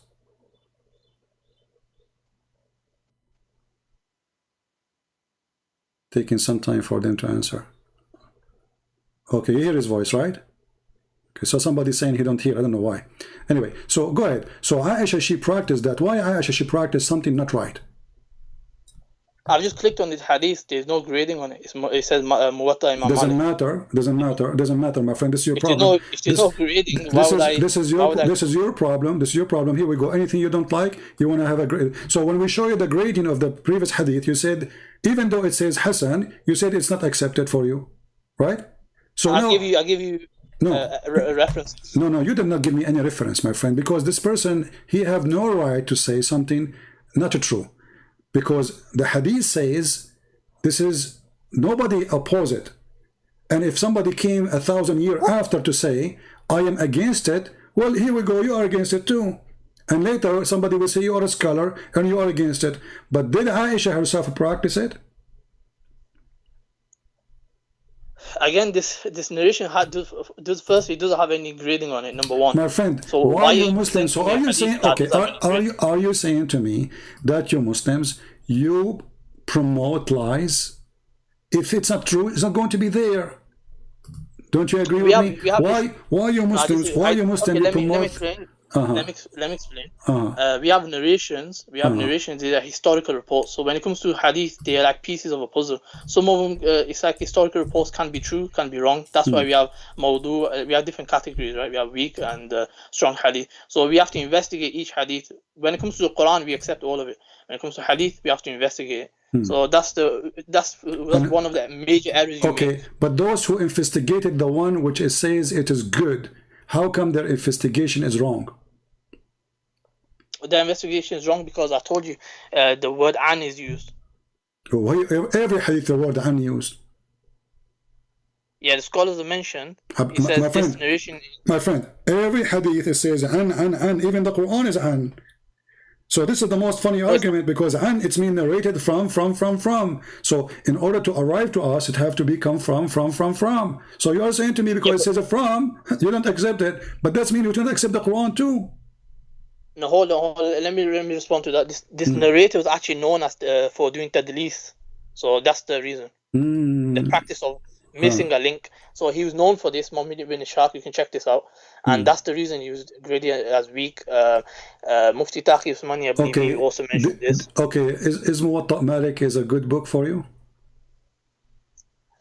Any hadith book, they have weak hadith, some strong and some fabricated. So besides Bukhari and Muslim, they have certain areas, few hadith are categorized as weak, but generally. Okay, you know what? So okay. So now we agree that your prophet, he ordered women to give a breastfeeding for adult. You agree with that, all right? No, not generally, not all Muslims. Okay, where it says not all Muslims, where it says that, did your prophet say this is only for you? Okay, I can show you the wives of the prophet. They're saying, Salama, the wife of the Messenger of Allah, used to say, all the wives of the Messenger of Allah rejected the idea that one can kuntum. Give me the hadith. Sahih Muslim number 1454. No, I want you to give me the link, because later I don't want you to say I did not give you this link. I know the hadith you are talking about, and I'm thank you for giving it to me, because now you get yourself busted. Give me the link. You got busted, bro. Yeah, you will see. What? You will see. Huh? It's a hadith you choose, not me. Correct? It's a hadith you chosen, not me. And it's a number you gave me, not me. And it's a link you will give to me, not me. So how you can run from this now? So this is a hadith you agree with, correct? Okay, give me the link. Let me just find it on sunnah.com. In a second, you will wish you never mentioned it to me. Don't worry. Yeah, let us see.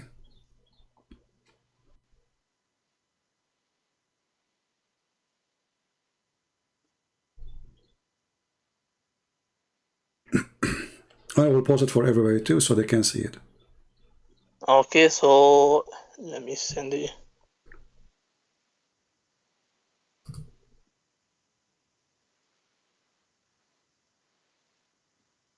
Have you got sunnah.com open? Yeah, just give me the link, my friend. Open it in front of you. I'm using two devices, so I have to send it to the device. You said Sahih Muslim?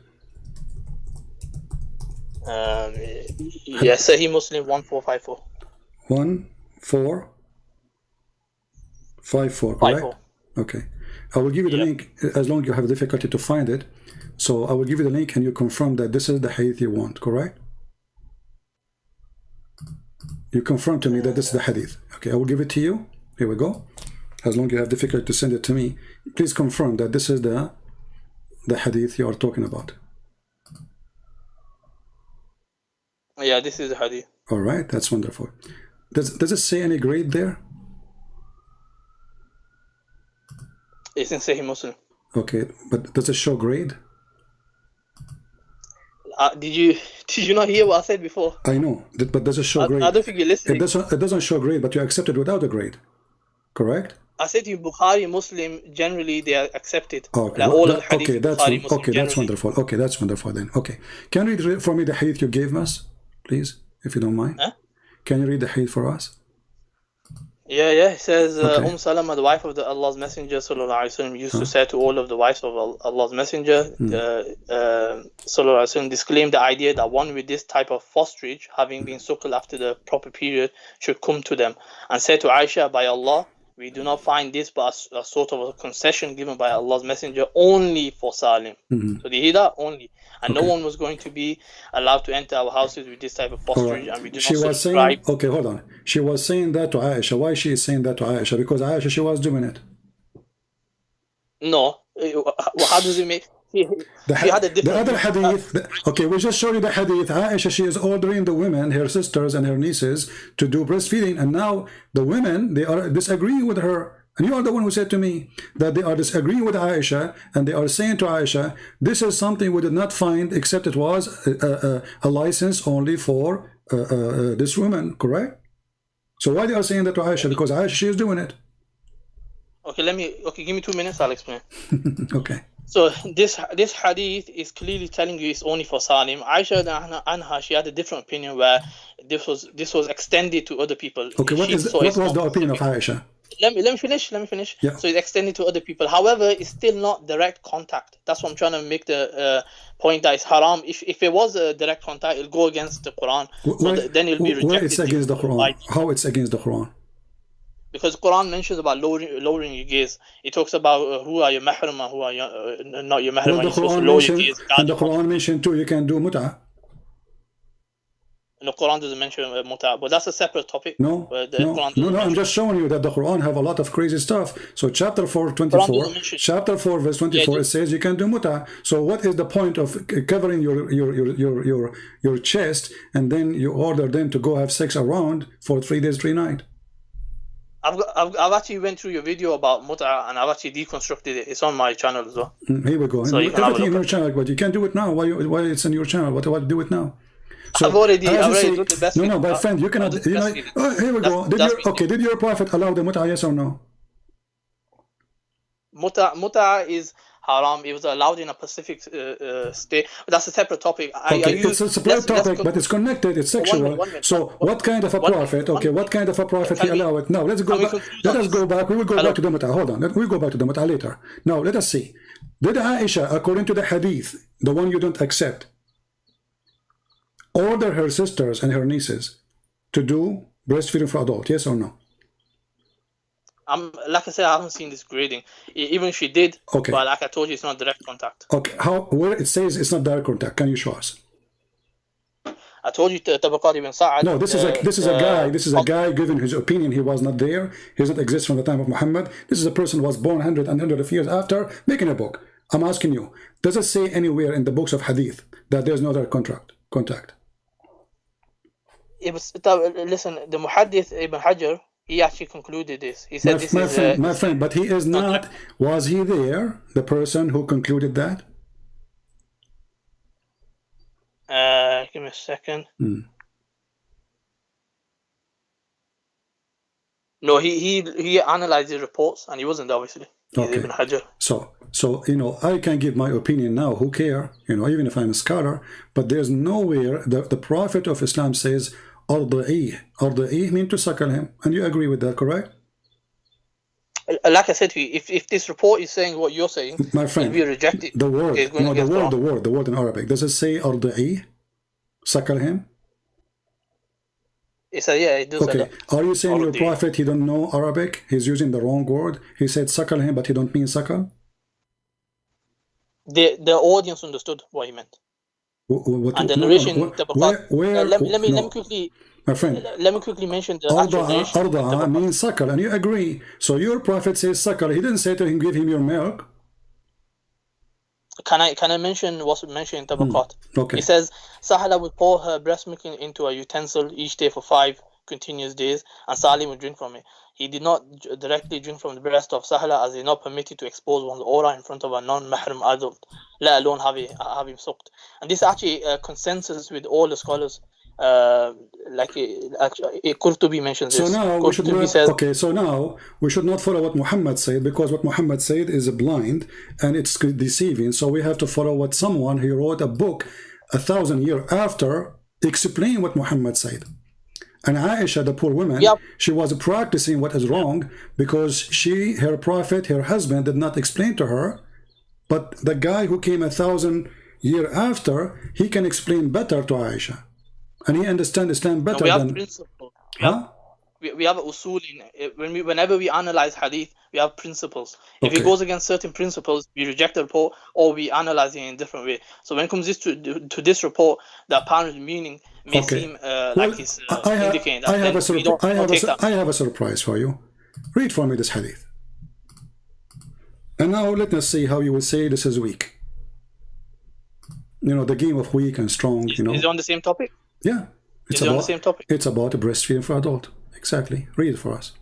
I will put it in the screen and I will post it in the chat for people. Read the hadith for us. So it says, Salama said to Aisha, a young boy who's at the threshold of puberty comes to you. I, however, do not like that he should come to me. Whereupon Aisha said, don't you see in Allah's Messenger, so my mother for you? He also said, the wife of Abu Hudayfa said, Messenger of Allah, Salim comes to me, and now he's a grown-up person, and there is something that rankles in the mind of Abu Hudayfa about him, whereupon Allah's Messenger says, suckle him. So what's the issue? This is the same thing that's mentioned about Sani. That I've already explained. But okay, so Aisha was practicing. You said no, Aisha should not do. I said she had a different opinion. No, you said she did not do that. Aisha, you remember when I told you why the Salama, she is saying to Aisha that, obviously because she is practicing that, she said no. You said that. You said no, she was not doing that. The hadith here confirmed that Aisha is telling the Muslim women, including the wives of Muhammad, that we should follow the steps of the Prophet. He ordered these women to do such a thing if somebody want to enter upon her. Correct? So Aisha, she's going around telling the wives of Muhammad, you should practice this because we should follow the steps of Muhammad, the messenger of Allah. Correct? Does it say that? Yeah, so... Okay. Is that a da'if hadith? No, it's a Sahih hadith. Okay. So now Aisha, she is the wife of Muhammad, and she was doing that, and her husband did not say to her, don't do it.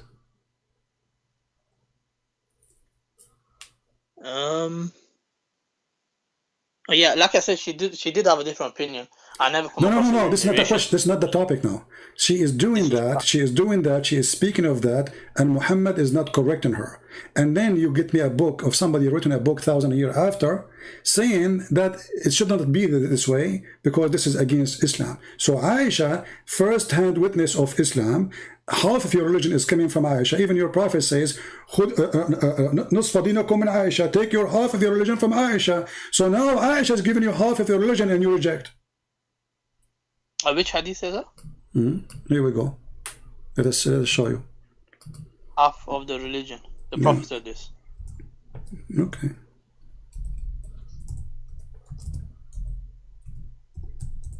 You never heard of it before? I know, I never come across it. Sounds interesting. Very interesting. Just to show you here how Muslims, when they see something shameful in their religion, suddenly they dump Aisha, and Aisha, she is not a trustworthy person. When they want, she is trustworthy. She is trustworthy. Oh, she is trustworthy. No, you said you have. You see, you are trying to be polite and say she have. Errors. You know, you are trying to be polite, saying that this is her opinion. But this is not about opinion. This is religion, my friend. You cannot say this is opinion because she is saying, I'm following the step of the Prophet. Here we go. Here it says. Yeah, it's her ijtihad. It's her ijtihad that this can be done to, like she thought this was general. But like I mentioned, it's not direct contact. It'll be haram to do direct contact. I've already mentioned this. So it's irrelevant if you had that opinion or not. Oh, okay. So it's irrelevant to do that, to do that such contact. Why it was relevant for the women? Her name is Sahla bint Suhail. I'm saying there's no direct contact. Where do you get this from? Do you have a proof? I told you no, this is not a proof. This is a guy. He is ashamed. Like Mimi Hijab, he says to a Muslim sheikh, "Can I suck your wife's tits?" Because he feels ashamed of it. So now I'm asking you, when Muhammad Hijab was saying that to the Muslim sheikh, and the Muslim sheikh insists that this is about suckling for the breast, and Mimi Hijab, he said to him, "Can I suck your wife's tits?" Why the sheikh, he did not say this is not accepted in Islam? Why he is saying this is what it is? Why you Muslim do not have one religion? Do you Muslim have one religion or not? Why the sheikh, who is this Mimi Hijab, is answering him? Why he is saying no, this is what the Prophet said. And I can show you right now a video by the one who teach hadith, the dean of hadith in Azhar University, saying this is suckling, it's about suckling. Okay, let me explain. What Muhammad Hijab was talking about was Albani's opinion. So he was talking about how it explicitly Okay, hold on. Did you say Al-Albani opinion? Yeah. Okay, is Al-Albani one of your big sheikhs? He's a Salafi scholar. Okay, no problem. But is he a big sheikh or he is a potato? I don't recognize him as a big sheikh. Okay, so but why this guy Al-Albani is saying you can suck the wife, anyone, like your neighbor wife boobs? Why is he saying that? How he got Islam wrong? Why this religion is so confusing? So each one of you, he tried to make his own understanding and own. It's very simple. Supposedly, your Prophet told the Muslim. For example, Albani, he's been refuted by many people anyways on his gradings on hadith. Okay, Albani himself, he refute many too, you know, so you are saying to me, anything is not suitable, we don't accept. Anything is embarrassment, is don't accept. Let us go back to anything that goes okay, hold on. Let us go back to the hadith which you mentioned about Muhammad. He ordered the woman to give her breast to a stranger. He is adult. Okay. Do you have a proof that she had milk? Pardon? Do you have a proof that this woman, Sahla bint Suhail, she had milk in her breast? The narration itself mentions this. Where it says, show me. It mentions that she suckled him and then the disgust of Abu Hudayfa. It says she suckled him. Does it say that he drank milk? Obviously, if he's going to be suckling, that's what's going to happen. No, men, when they have sex with women, they suckle the nipples of women. Excuse my language. Well, there's no milk. Like I said, there's nothing sexual about this. Okay, hold on. Becomes the mahram. But isn't this is about sexual? This is a guy who is, the husband is jealous because there's a man is in the house. So it's about sexual. So your prophet supposedly by doing that, he will stop the sexuality. Correct? Yeah, exactly. So it's anti. Okay, but so isn't it sexual? Isn't it sexual to give women a breast to a stranger? Like I said, she's not giving the breast. Where you get this from? You failed to show me. I gave you a reference. No, you did not. No, you gave me a book written, long time ago. I have books too. So can you give? So I can show you Al-Albani. So you are the one who mentioned Al-Albani. I agree with it. Okay. So Al-Albani is a scholar too. Al-Albani is a recent scholar. My friend, all of them they are recent compared to my friend. All of them they are recent scholars compared to Muhammad. As example, Ibn Kathir came 800 years after your prophet. So he's a recent scholar. He's not an old scholar. He's not from the time of Muhammad. So how come you take him? So if you don't accept recent scholars, then you don't accept all the recent scholars, including the one you mentioned. All of them, they are not from the time of Muhammad. That will make them recent scholars. Okay, so now, let me respond to you. So you are saying to me, there is no proof of what you are saying. What we have is, hadith is confirmed to be Hasan or good, that it is, yes, that the Prophet, he received verses of a breast feeding for adult. And you are saying to me, the hadith about the goat ate it is not true, but there's no proof of that. Muslims are ashamed of it, but they cannot, defeat it. Because simply it's an opinion. Can I respond? Okay, go ahead. So Albani's opinion is rejected because it's regarded as like a singular or shad opinion. So it's something that goes against that consensus. So that's the reason his opinion would be rejected. I've mentioned already, like the Muhaddith Ibn Hajar al-Asqalani, he's also concluded this based on the narration of Tabaqat ibn Sa'd. Do you accept Ibn Hajar? Yeah, I've accepted him, yeah. So if I show you now something he said, you will say I accept? So you want on a different topic? Are you not No, just to show the hypocrisy. It looks like you're running away. No, you are running away. Do you accept him as a scholar, whatever he say, you accept him, or only in that line? Well, show me what he said. No. Do you accept him, whatever he say? I want your promise. We have to analyze each report. See, here you see the hypocrisy. So he is a scholar when they want, he is a dummy when they want. So even the scholar you mentioned to me, you don't want him no more. Same for all of them. So do you accept them or you don't accept them? You don't. Do you accept Ibn Kathir? Do you accept Ibn Kathir? Do you accept Ibn Kathir? Let me finish. When it comes to Ibn Hajar, when it comes to grading, he's an expert in grading. So if you want to show me a grading that Ibn Hajar is doing a grading on, I'll accept the grading on. No, if I show you something... His opinion can be rejected. Okay, his opinion can be rejected, but isn't it his grading is opinion too? No, his grading is based on biographies and he analyzes it. No, his grading is based on opinion because all of it is opinion. I say I don't agree with this because of this, because this is opinion. Someone else here, different opinion. Now listen. So your prophet, he come with something which is unacceptable. A woman, she is grown woman, asking her to give her breast to adult man. You said it is not direct contact, which is very funny to say because no proof of it, because the word in Arabic is suckle. No, you gave me no proof. The word in Arabic is suckle, and suckle you have to suck. If you don't accept the proof, that's your choice. No, it's not about me. Even your scholar don't accept it because it says suckle him, does not say drink her milk. The word is suckling. You agreed, correct? I told you how it was done. How the suckling was done. Okay, can you show me hadith about how they do it? I've told you already. No, show me where hadith says that the woman, she used to take milk from her breast, put it in a cup and give it to the man. I gave you references. No, you did not give me. No, you did not give me.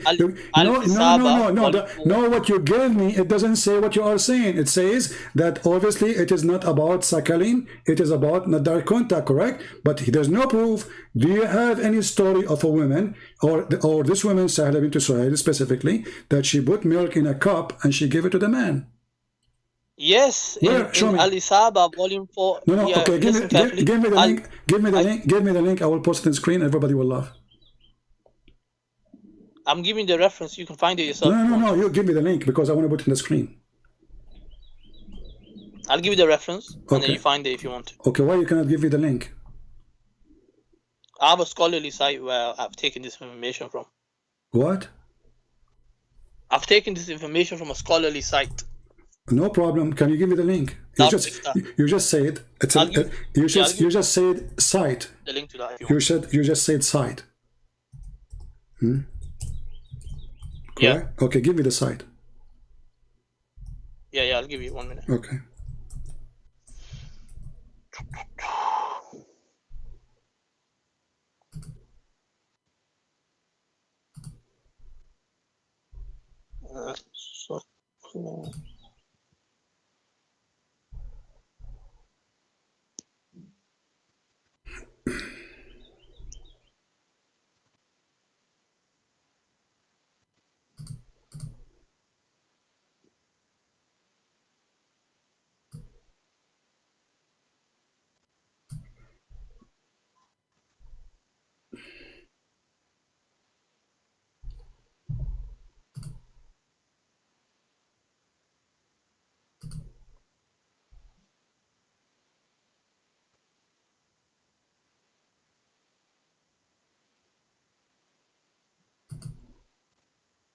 Okay, I've got the site. I'm just going to copy and paste. Post the link for me, please, in Skype. Okay, so I think I mentioned enough what I needed to mention on the topic. You can check it out. So I'm going to, inshallah, head out. All right. You know, because the point, we want to show it to everybody so they can see what we are talking about. All right.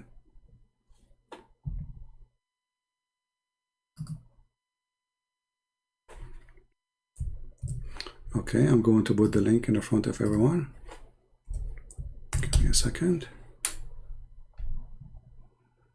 All right.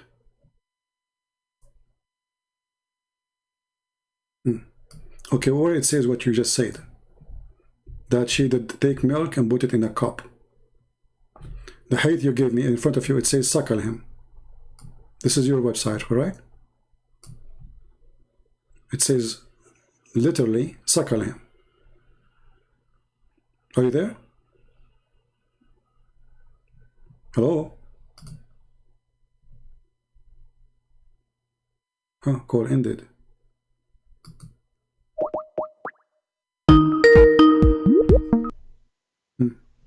Hello. The website you gave me, it confirmed what I said. It says here, I have suckled him. Read it. This is the website you gave me. Okay. I have suckled. I'm aware. Does it say I have suckled him? Yeah, you scroll down. If you scroll down. Okay. No, but does it, my friend, okay, no problem. Does it say I have suckled him? Yeah, it does say that. Okay. So why she is saying I have suckled him when it's not suckling? That wording was used, however, what was meant by it was. Okay, so the word was used. Okay, now where? Okay, if we scroll down, where it says that where is the story? Where the reference that she put milk in a cup? Where it says that? Look, search the word tabaqat, you'll find it.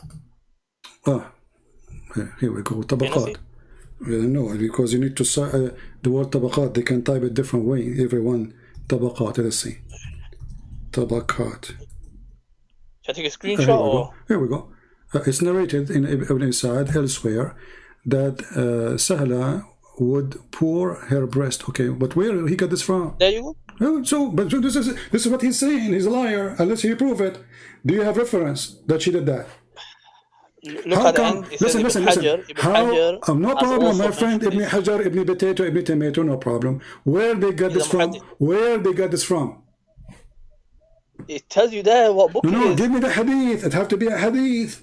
Because they themselves, they have to get it from somewhere. So you say to me, someone, he said... That is a hadith. Where is the hadith? Give me the What are you hadith. talking about? Where is the hadith? It says narrated in the Tabaqat of Ibn Sa'ad. But this is That's the a book hadith. written now. This is not the hadith. This is not the hadith. This is his book. This is what he said. That's the narration. No, this is what he said. He said that. This is what he said, Ibn Sa'ad. It was narrated by Ibn Sa'ad in his book. Exactly. And the narration's there. But this guy was not there, and he is not from them, and he was not exist in the time of Muhammad, and he came hundreds of years after. So now I wrote a book, it says, it's narrated by Christian Prince. I mean, come on, but Christian Prince, he was not in the time of Muhammad, he came hundreds of years after. So when he come with such a knowledge, he got it from where? I don't know, I have to go to the source. See, here we go. So look what happened to you. We show you the original reference says suckle him. Even in the same page it says I suckled him. And you don't want to accept the word suckling to be suckling because it's very embarrassing. And now you want to accept a person who wrote a book 1,000 years after saying, she said suckle him, but obviously this is going to be true. That's not true. I just checked. Ibn Sa'ad is from 230 after Hijr. He My died friend, even if you see, you Muslims, you have a lot of hypocrisy. You say that the book of John written 60 years after Jesus, and you don't accept it because it's written 60 years after Jesus. But the book speak about Jesus 600 years after by Muhammad. You accept, and now you are saying to me, now you are saying to me, going to talk about the Bible? Now you are saying to me, no, we don't talk about that. No, just to show you the hypocrisy. You said how many years after this guy? You said how many years after the guy you mentioned? How many years after? The Bible will contradict. No. How many years after he came? 100. He was born in 168 after. Okay, but isn't Al-Bukhari is after? Yeah, Bukhari. So how do you accept him? What do you mean? Al-Bukhari is a person came 200 years after Muhammad. How do you accept him to be Sahih? Why you jump into a different topic of hadith? We are not a different topic. The hadith says suckle him. You failed to give me a proof that he did not order her to suckle. The hadith, I said, suckle him, and she said, I suckled him. She did not say, I pour some milk in a dish and I gave him a drink. Why you are lying? I gave you the reference and the guide from this is not what happened. This is not what happened. This is a guy is saying that. Do he have reference for what happened? He's mentioned the narration. Ibn Hajar, he's a but this is a scholar who is giving his opinion. So now listen to this. Okay, listen to this. I finished. I've explained. Okay, listen. Okay, now the woman. Okay, no, hold on. The woman, I will go with you just for the sake of fun. The woman, she gave the guy a milk in a cup. The man, he drank the cup of milk. What happened? Became mahram. If I show you a fatwa, it says that you can marry a woman even if you suckle her milk, as long you are not doing that when you are a child. What you will do? So what? Okay, let me explain this. Do you want me to explain it or no? No. I want you to answer me. Is it true that this is one? Yeah, I am going to answer. I'm saying, are you going to give me time? Okay, go ahead. Okay, so this case, what they're talking about is it was the case of Salim. They're saying it's specific for Salim, so he becomes a mahram. But when it comes to anyone else, even if you drink the milk, they don't become mahram. Look at this religion. Allah, He created a rule. This religion's got plenty. This is the religion. This religion got plenty. Created a rule. Allah, He created a rule only for one woman. Only that man will be forbidden for her. The rest of men, no. That means this is hypocrisy. That means this milk can do nothing. Hold on. So you are saying to me now that having milk from a woman in the time when you are old, that will not change the fact that still you can sleep with her, correct? When it comes that particular rule is no longer applicable. How come? It's been abrogated. Where? I've already told you the wives of the Prophet mentioned this. Where? No, you just said it's abrogated. Do you hear what I said? No, you just said it's abrogated. Where? Did you hear what I said? I heard. You are the one who said. You are the one who said it's abrogated, so it have to be in the Quran. Show me the verses which abrogating this rule. Abrogation doesn't necessarily need to be in the Quran. It can be also in a hadith. Okay, so guys, did you hear this? Did you hear this? The Muslim, they don't follow the Quran because the Quran is not the book of guidance. It is in the hadith. Show me the hadith. Did you? Oh my days!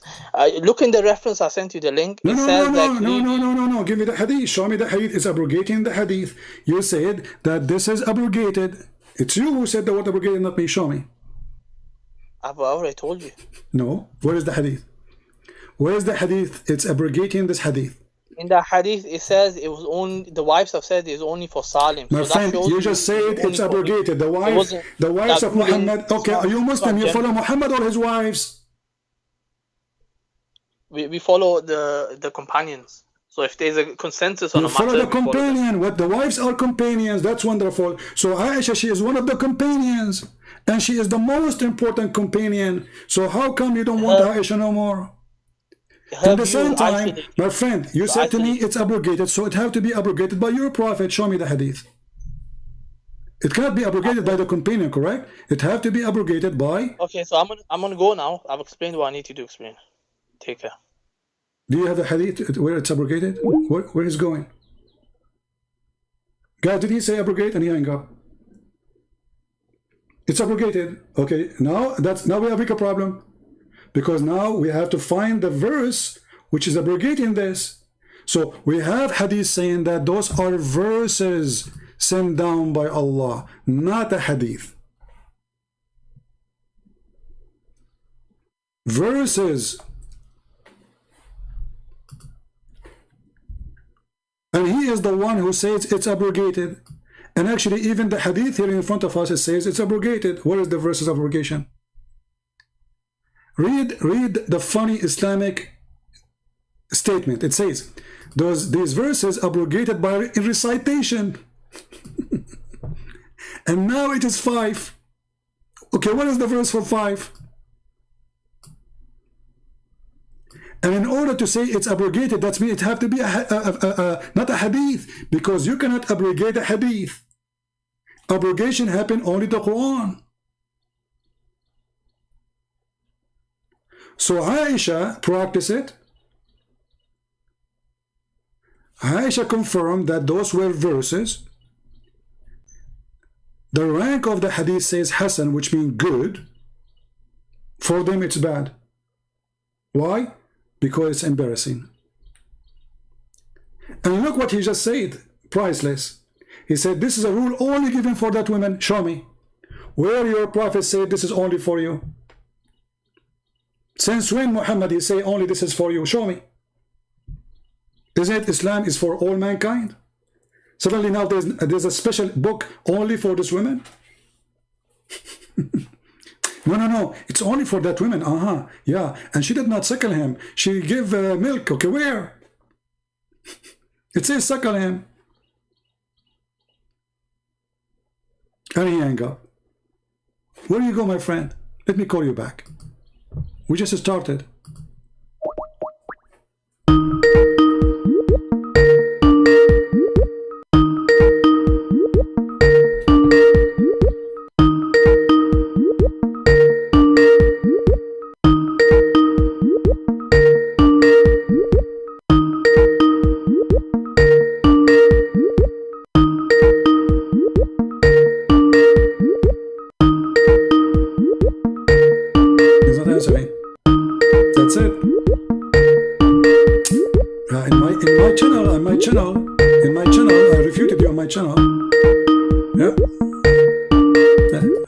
Answer. That's it, he's gone. Bye-bye. And by the way, he's welcome to... I think this is the same guy who brought me this sheikh from New York. Isn't this the same guy? You remember the sheikh from New York? Who made him falafel? I think this is the same guy who brought his sheikh to contact me. But look what happened now. Obviously, Muhammad is a crazy man. Because he said that if a man he drank a milk from a woman, that will not still forbid him from having sex with her. So what the point? What the point then? Do you see the stupidity? He is the one who mentioned this, and actually I have the fatwa in front of me.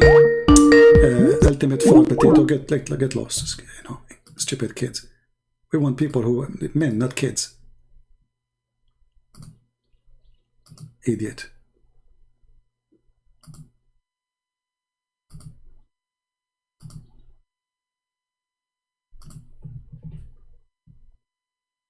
Stupidity is amazing.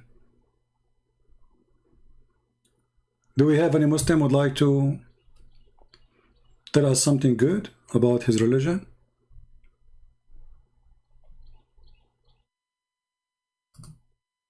As long that will not stop the man from being able to have sex with that woman. So what the point of this? Why he did that?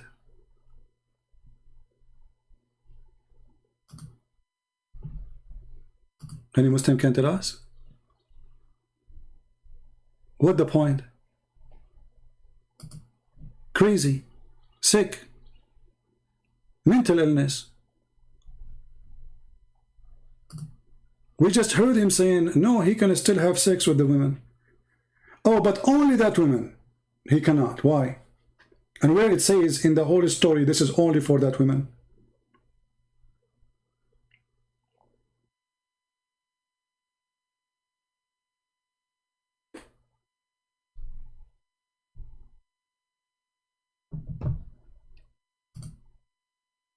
Actually, the answer of Muhammad about that a woman she have to suckle an adult man, proven to us again that Muhammad is making fun of his people. Because this is stupid. And because today they are ashamed of what their prophet taught, they don't want to accept it, so they say, oh, he did not mean suckle, but the hadith says suckle.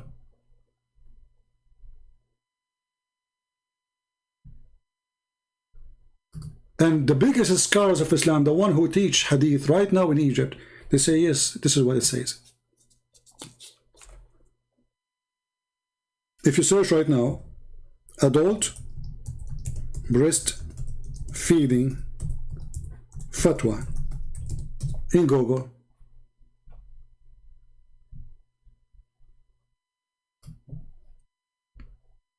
it's all over.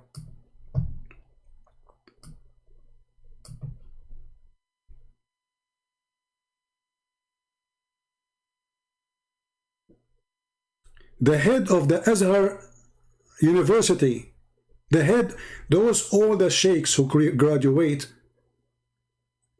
like they are proud. I am graduated from Al Azhar University.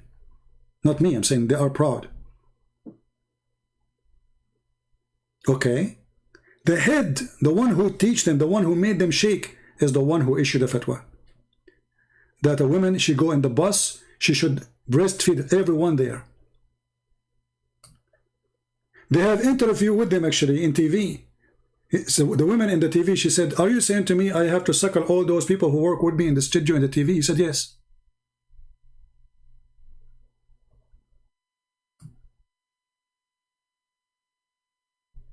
And all the story reference says that this woman who we are talking about, she is not a young woman.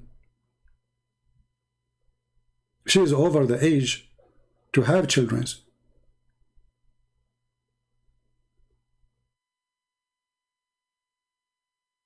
So how she can suckle, and suckle what? There's no milk.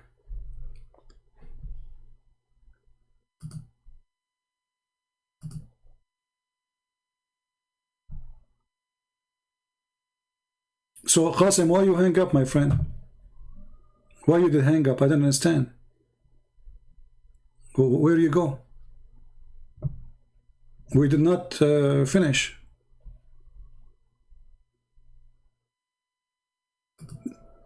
Can you come back on Skype? And I want to ask you a question. You know, you tell me something. You know, we will change the topic. We spoke about it enough.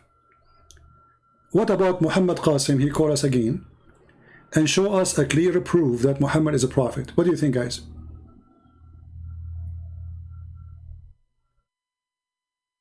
Can Muhammad do that?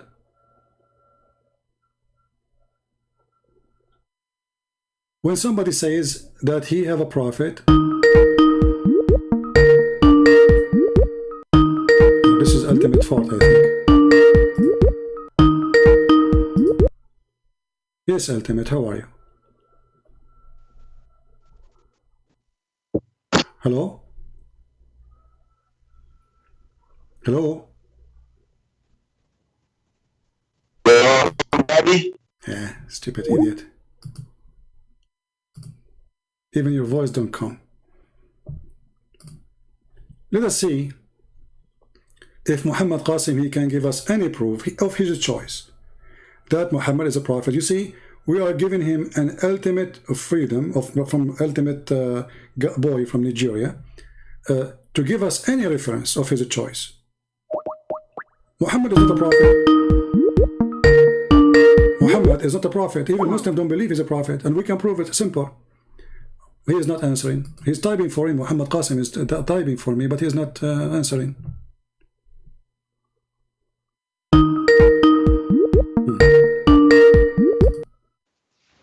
Hello? Hello, yes? Yes, my friend. Do you hear me? Yes, you're a Muslim? Yes. All right, what do you like to say to us? I was saying, I don't know if you heard me, if there's any proof that Muhammad is a prophet? First of all, who are you? Who are you? You are calling me and you're asking me who are you? No, I'm just... what do you want me to say? I want you to tell me how you believe Muhammad is a prophet. What makes you believe he's a prophet? Because I read the Quran and, okay. I have, you know, come to the conclusion that he's a prophet. Okay, help me to get the same conclusion you got from the Quran, as you said. How? What is the conclusion? Or how you get the conclusion in the Quran? Because in the Quran, yes, you have a lot of narrations too, and for example, you have the people of Moses, the people of a lot of prophets, and the main message is reiterated over and over again.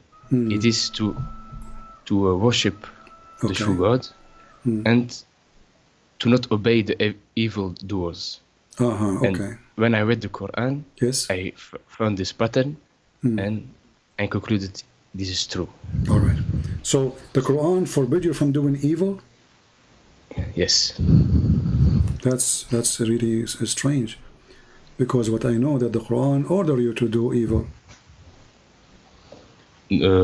Yes, where? Okay, let me ask you, is having sex with the children is evil or not? It's evil. Okay, did the Quran order you to have sex with the children? No. Okay. I think not. All right, let us see if this is true or not. So if we go to the Quran right now, and I will give you the verses so you can read with me. All right, and this is verse number 4 in chapter 65. Okay, wait. Okay. This chapter talking about divorce. This is the chapter of divorce, talking about divorcing children's. You're talking about Surah Nisa? Yes. No, chapter 60. no, sorry, chapter 65, not Nisa. Chapter 65 at Talaq, divorce chapter, verse number 4. Okay. Wait. 64. Yes.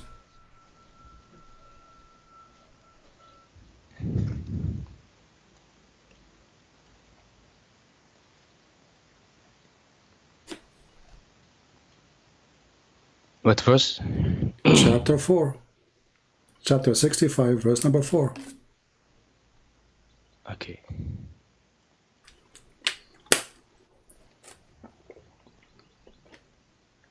Number 4.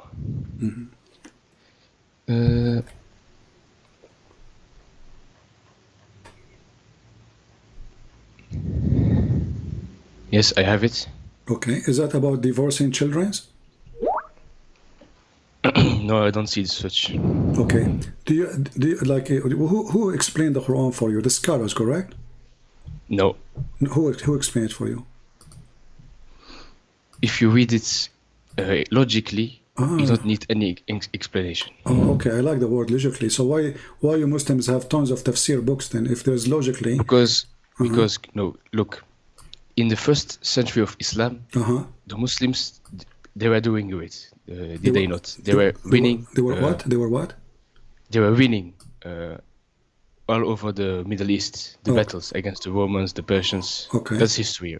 Okay. But later on, they failed and they got destroyed up until today. Okay. Isn't that true?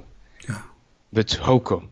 It is because in the first century of Islam, the Muslims were following the Quran logically. Great.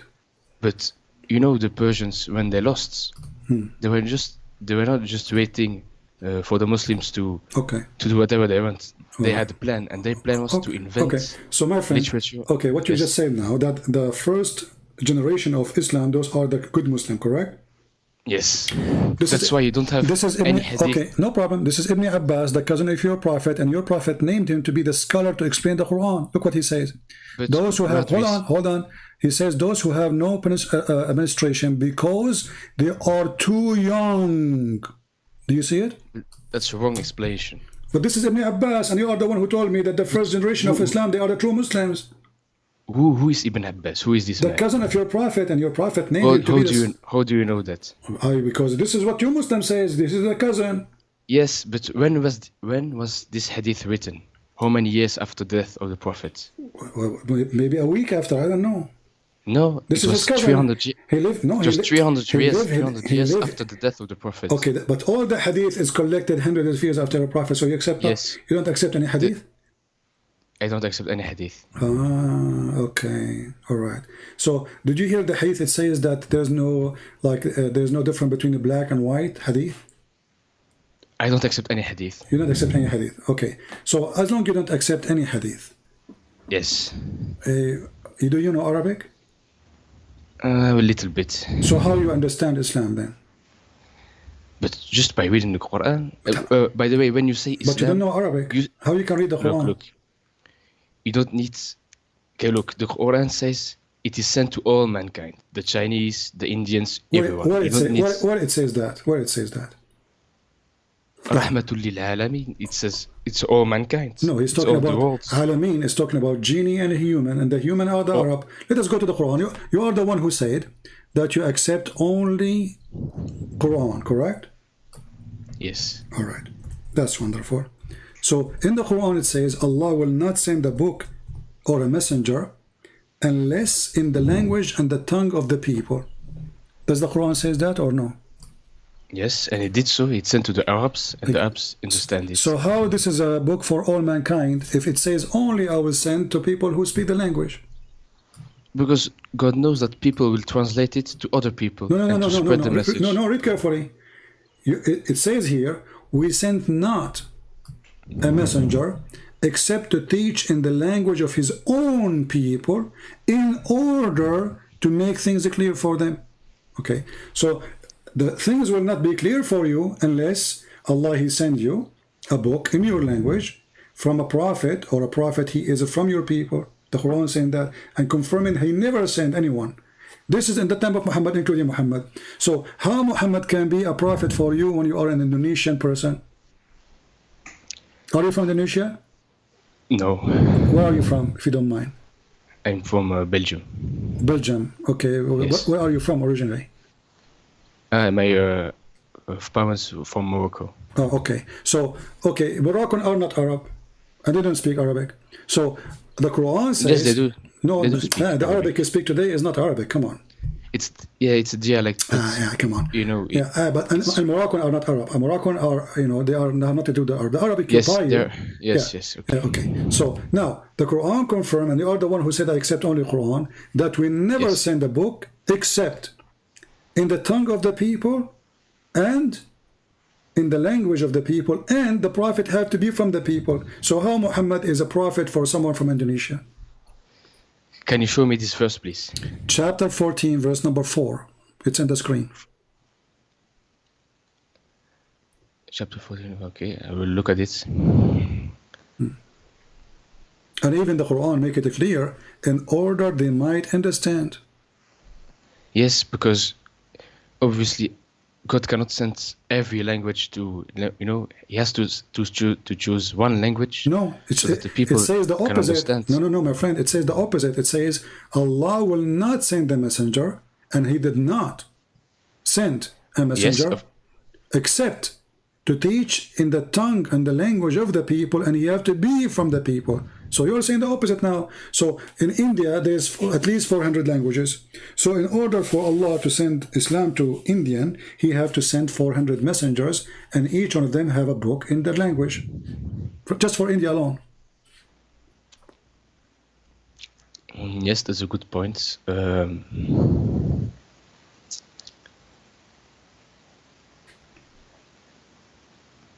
Yeah, for okay.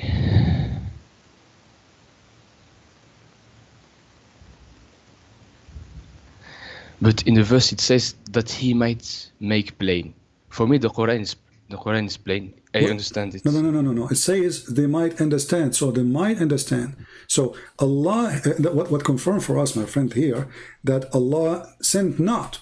Does it say we sent not? It says messenger. Okay, we sent not. Prophet was a messenger and a prophet. It doesn't matter. No, he's a messenger. Messenger. No, I distinguish. You see, this is funny when the Muslims they say messenger and the prophet, because a message from who? It's from everyone can be a messenger. Okay. I can be a messenger. You can be a messenger. But isn't it all the message coming from God is unknown? Look, the message. Look. Is it God, known or unknown? God. So if God now give me a message, and now that make me a messenger, okay. If I then say to you the message, do you know the message of Allah without me? No. I have to say to you what He told me. So a messenger is a prophet of Allah, because he go to you, he prophesied to you, he says to you, I warn you, judgment day is coming. So he's prophesying about judgment day. So a messenger, he have to be a prophet prophesying in the name of God. It's not his prophecy. It is no.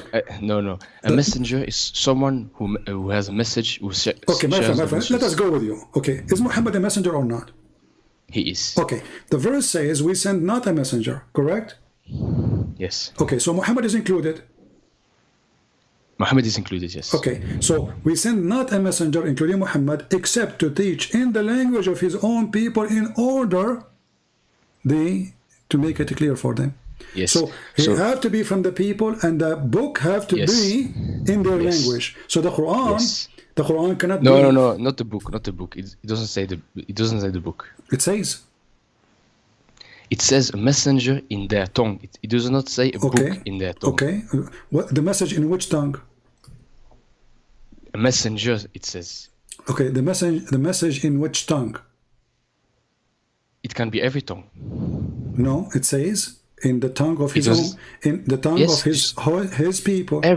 This verse it says every people. Okay, when Muhammad was teaching, did he teach Quran, or he was not using Quran? Look, just let me explain. Is the Quran is part of the teaching of Muhammad? No, it's teaching of God.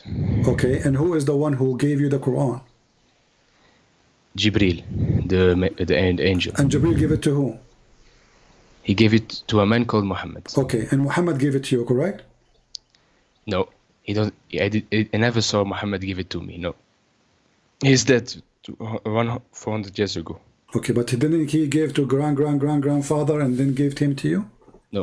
No. He had the message he shared with the people around him, and the people they were Arabs. So Muhammad he shared the message with the people. What the message is? It was the Quran. Yes. Okay, so this is what the verse is saying. Muhammad, he is a messenger, and one of many messengers we send, but none of them we send except in the tongue of his own people to make it clear for them. So Muhammad, he cannot be a messenger for someone from Morocco. Because he cannot be a messenger for... No, yes, true. But he can be a prophet for someone else. No, he cannot be a messenger. If you can't be a messenger, you can't be a prophet anyway. So you cannot... No, that's not true. Because, that's not what I believe. No, because you cannot be a prophet without delivering a message. No. You can be a prophet. Can you be a prophet without delivering a message from God? No. You cannot. Okay, but just look. Muhammad, he had a message. So he shared the message with his people. Okay. His people was of the same tongue, Arabic. But their people, so whoever received the Quran, he shared it elsewhere with other people in their tongue. So it continued. So it has not to be Arabic. Who said that? But the verse does not say it has to be Arabic. No, it says, here we go. It says the messenger has to be in their tongue, no, not the message. We will show you different verses, no problem. The Quran confirms it have to be Arabic, and it is for the Arab. Look, it's very simple. Muhammad, he sends the message My friend, in Arabic. it's very simple. You don't know. You know what I'm talking about. It says, "Inna anzalnahu Qur'anan Arabiyyan la'allakum taqilun." Okay. Yes. So you have to learn Arabic. We send it to you. No, we send it to you in Arabic, so you might understand. Okay. So now, because Arabic is a coherent language. It's a logical language. It's not like any other language who has a lot of like inconsistencies. The Quran, the Arabic does not have inconsistency. Okay. Well, the name of your God is wrong. The word bism in the Quran the Quran is full of Arabic mistakes. But let us go here. Yes. It says a book where 4 verses are explained in details in Arabic. Does it say that? Yes. Okay. Is the Quran explained? Yes. Okay. Explain to me chapter 65 verse 4. 65 verse 4. The one I gave it to you first time. Okay, wait. Verse 4, okay, At-Talaq. So, verse 4, and for such women of despair of menstruation, if you doubt, their waiting period shall be 3 months. As well as for those who have not menstruated, and for those who are bearing, their waiting period shall be till they lay down their burden. Wonderful. And whoso is prudent, fear of God, he makes for him of his command ease. Wonderful. So the Quran confirms in chapter 41 verse number 3 that the Quran is self-explained book. Wonderful. Now I gave you a chapter 65 verse 4. It says women who they never have, or like females who they never have. No, it does not say never have. It says, and for such of a woman of despair of menstruation. So these are women. No, read before it. Read before it. No, read before it. Read before it. Sir. And those who did not have menstruation ever. Those who never had menstruation. Yes. Okay. But that doesn't mean they are a child. That doesn't mean that. There's a lot of women who did not have menstruation, but they're still in their 20s and they have a medical problem. Don't you know that? Okay, but those are rare. What? Those are rare. Are what? Rare. Very rare. Yeah, rare. Like very few. They have such issue. Usually women. But it exists, and so God has to mention it. Okay. But did Muhammad marry a child? She is 6 years old? No, he did not. Why not? Where you get this from? Because the Quran says you can only marry with woman. And woman is mature age. Okay. It says in the Quran. Listen. So why all the scholars agree that those are too young to have menstruation? You see, I showed you Ibn Abbas, the cousin of the Prophet. I can show any scholars, all of them, they agree that those are too young to have menstruation. And now we are talking about divorcing them. So why the scholars of Islam, they say this is about 2 young girls, and you are saying no? How come they are wrong? Why would you listen to the scholars of Islam? Why would you? Why I will listen to you? Are you a scholar? Don't listen to me. Just read it for yourself, and okay, we did read it. Okay, we did read it. It says women who did not have their menstruation, female who never had their menstruation. Okay, so you said those are women who have, they have like illness, so they did not have menstruation. Do you have a proof? Look, the verse says despair of menstruation, so that means this woman never. It says speak about different two kind. Those who they are lost hope of menstruation because obviously they are old, and then it says you have to wait for them. By the way, why you have to wait for them 3 months? 3 months. I don't know. No, look, 3 months. 3 months to confirm that they are not carrying a child in their womb, correct? Yes. But what kind of God you think that it takes 3 months to know? Maybe. Wait.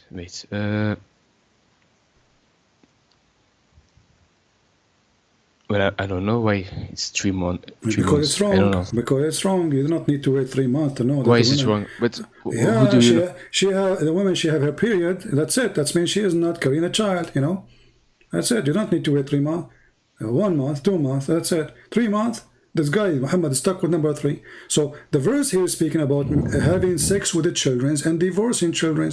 And the hadith confirmed that your prophet married 6-year-old girl. No, and this is evil. I don't. This is your interpretation. This is your reading of it. This is not my interpretation. No, this is your interpretation. Yes. See, this is Ibn Abbas. This is Ibn Abbas, my friend. Yes. This is Ibn Abbas, and this is he, and he is the cousin of Muhammad, and he is the one saying there's women because of their old age they don't have menstruation, and there's girls who they are too young. That's why they don't have menstruation. And now we are talking about what, divorcing them. So you marry them when they were 1 day old. Because now divorcing them, we're talking about divorcing them, and yet, even in the time of divorce, still they don't have menstruation. I don't agree with the interpretation of Ibn Abbas. I don't agree with it. Okay, let us forget about this. Can you give me something in the Quran will make me Muslim? So something in the Quran that? Make me Muslim. Like, let us say you saw me in Belgium and you are a Moroccan person, you want to convert me to Islam. How you can convert me to Islam? Help me. What you will say to me? Do you promise me virgin, like I will have a lot of sex in heaven? No. Why no? Why no? I'm sorry, can you repeat? If I met you in Belgium and I am a Christian and you want to convert me, are you going to come to me and say... I don't want to convert. No problem. We are just have a conversation, my friend. No problem. So... Are you going to promise me women with big boobs to convert to Islam? I'm going to promise you eternal peace. Why you will not promise me boobs? But why you don't promise me? Why you don't promise me? Why you don't say to me, convert to Islam and get women with big boobs? Why? What's wrong? That's not wrong. I can say that. Okay. Okay. You can. So, did your God promise you women with big boobs if you convert to Islam? Yes. Is that good? Is there anything wrong with women? No, nothing wrong with the women, but there's so why what's your point? Actually, where it says there's women, do you see the word women in the verse? It says kawaibun atrab. There's no women. It says big boobs. There's no women. Obviously. What is the women? Where is the word? What verse you talking about? Surah Ar-Rahman or what? The chapter of An-Naba, chapter 78, verse number 33. 78. In the translation, they put the word women, but in Arabic, there's no women. So now, why does God, he promised me, if I believe in him, he will give me big boobs? What is the connection between Allah? Let me read the verse first. Yeah. 78, you said, huh? Yeah. Verse number 33. 33. Okay. Well-matched maidens with swelling breasts. Their breast is swelling? I don't know what swelling means. Swelling is mean like you hit something with the hammer, or like you close the door of the van on your finger, it will swell. You know, it will become big. So their breast is swelling? It says... What translation you are reading? It's not very known. Okay, give me the name. Maybe I can find it here. His name is Sam Gerrans. I don't know who's guy. Okay, so swelling the breast. Allah will give you women with swelling breast. Why? What is the connection between Allah and breast? Believing in Allah and breast? Because in life, what do men like? Oh, what men like? You tell me. What men like? Big breast? What do you like? What do you like? I like women to leave me alone. I don't want to go to heaven and find women there. I'm running away from them. So now you are saying to me that what make you believe in Allah is big boobs? No, I'm saying what makes me believe in Allah is that in this life you have tests. You have to overcome these things. You have to overcome what? Your God Allah actually is making you overcome the shaitan. Obviously, the Satan. Well, shaitan is the one who tempt you, right? He what? Shaitan is the one who tempt you, correct? He tempts me. Tempt. He tempts you. Tempt, yeah. Yes. Okay, but isn't it Allah now? He is tempting you by big boobs. No, he's promising. He's not tempting. But this is okay. Shaitan, he promised me too. Shaitan, he promised me if I follow him. The Shaitan, he promises and he tempts. Yes. Okay, Allah, he is promising you because he did not give you the big boobs yet. Did you have them? No. Okay, so he is promising you. It's for the future. In the same time, it's temptation because you said this is what men like. correct? No, because that's not temptation. Because I will have to trust and to wait a long time before the no problem, recompense. but still is temptation. So now you are patiently waiting in front of the door of Allah. So one day He will open and the boobs will come in your face. Like boing, boing, boing, boing, they hit your face. Like the party time. That's what you are saying to me. Patient, you are patient now waiting for the boobs. Are you waiting for Allah or for the boobs? For Allah. Okay. So what's the connection between Allah and the boobs? The connection is that Allah, He created Adam. And He created from Adam his partner. Okay. And so that you can have tranquility. Well, he should have promised you. He should have promised you then the same as He promised Adam. One Eve, someone, a woman, you love her and she love you. That's it. But He is not promising you Eve. He promised you women you do not know.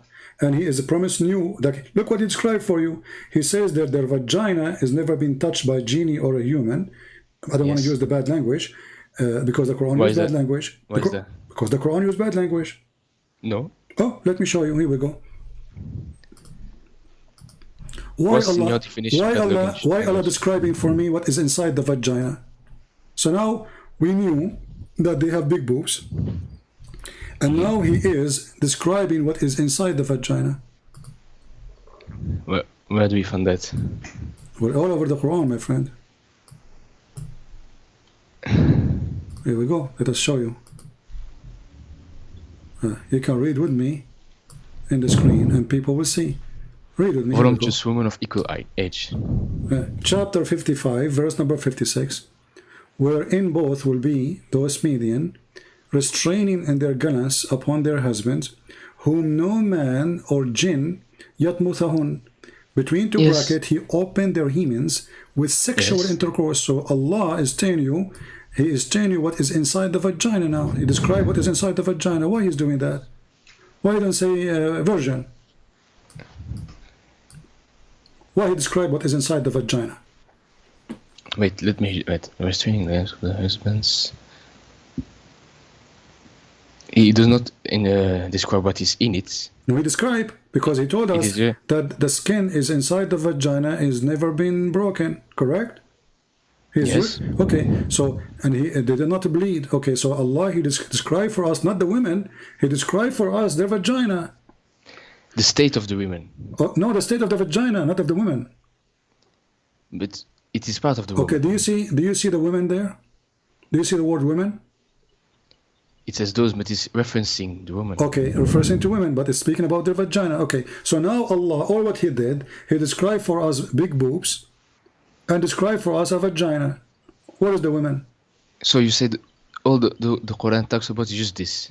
Well, you tell me, okay, well, do you see anything else? Look, read with me. It says here that Allah, you are going to have a coat or a dress made in Iran. But Iran, at that time, they were, Persian kuffar.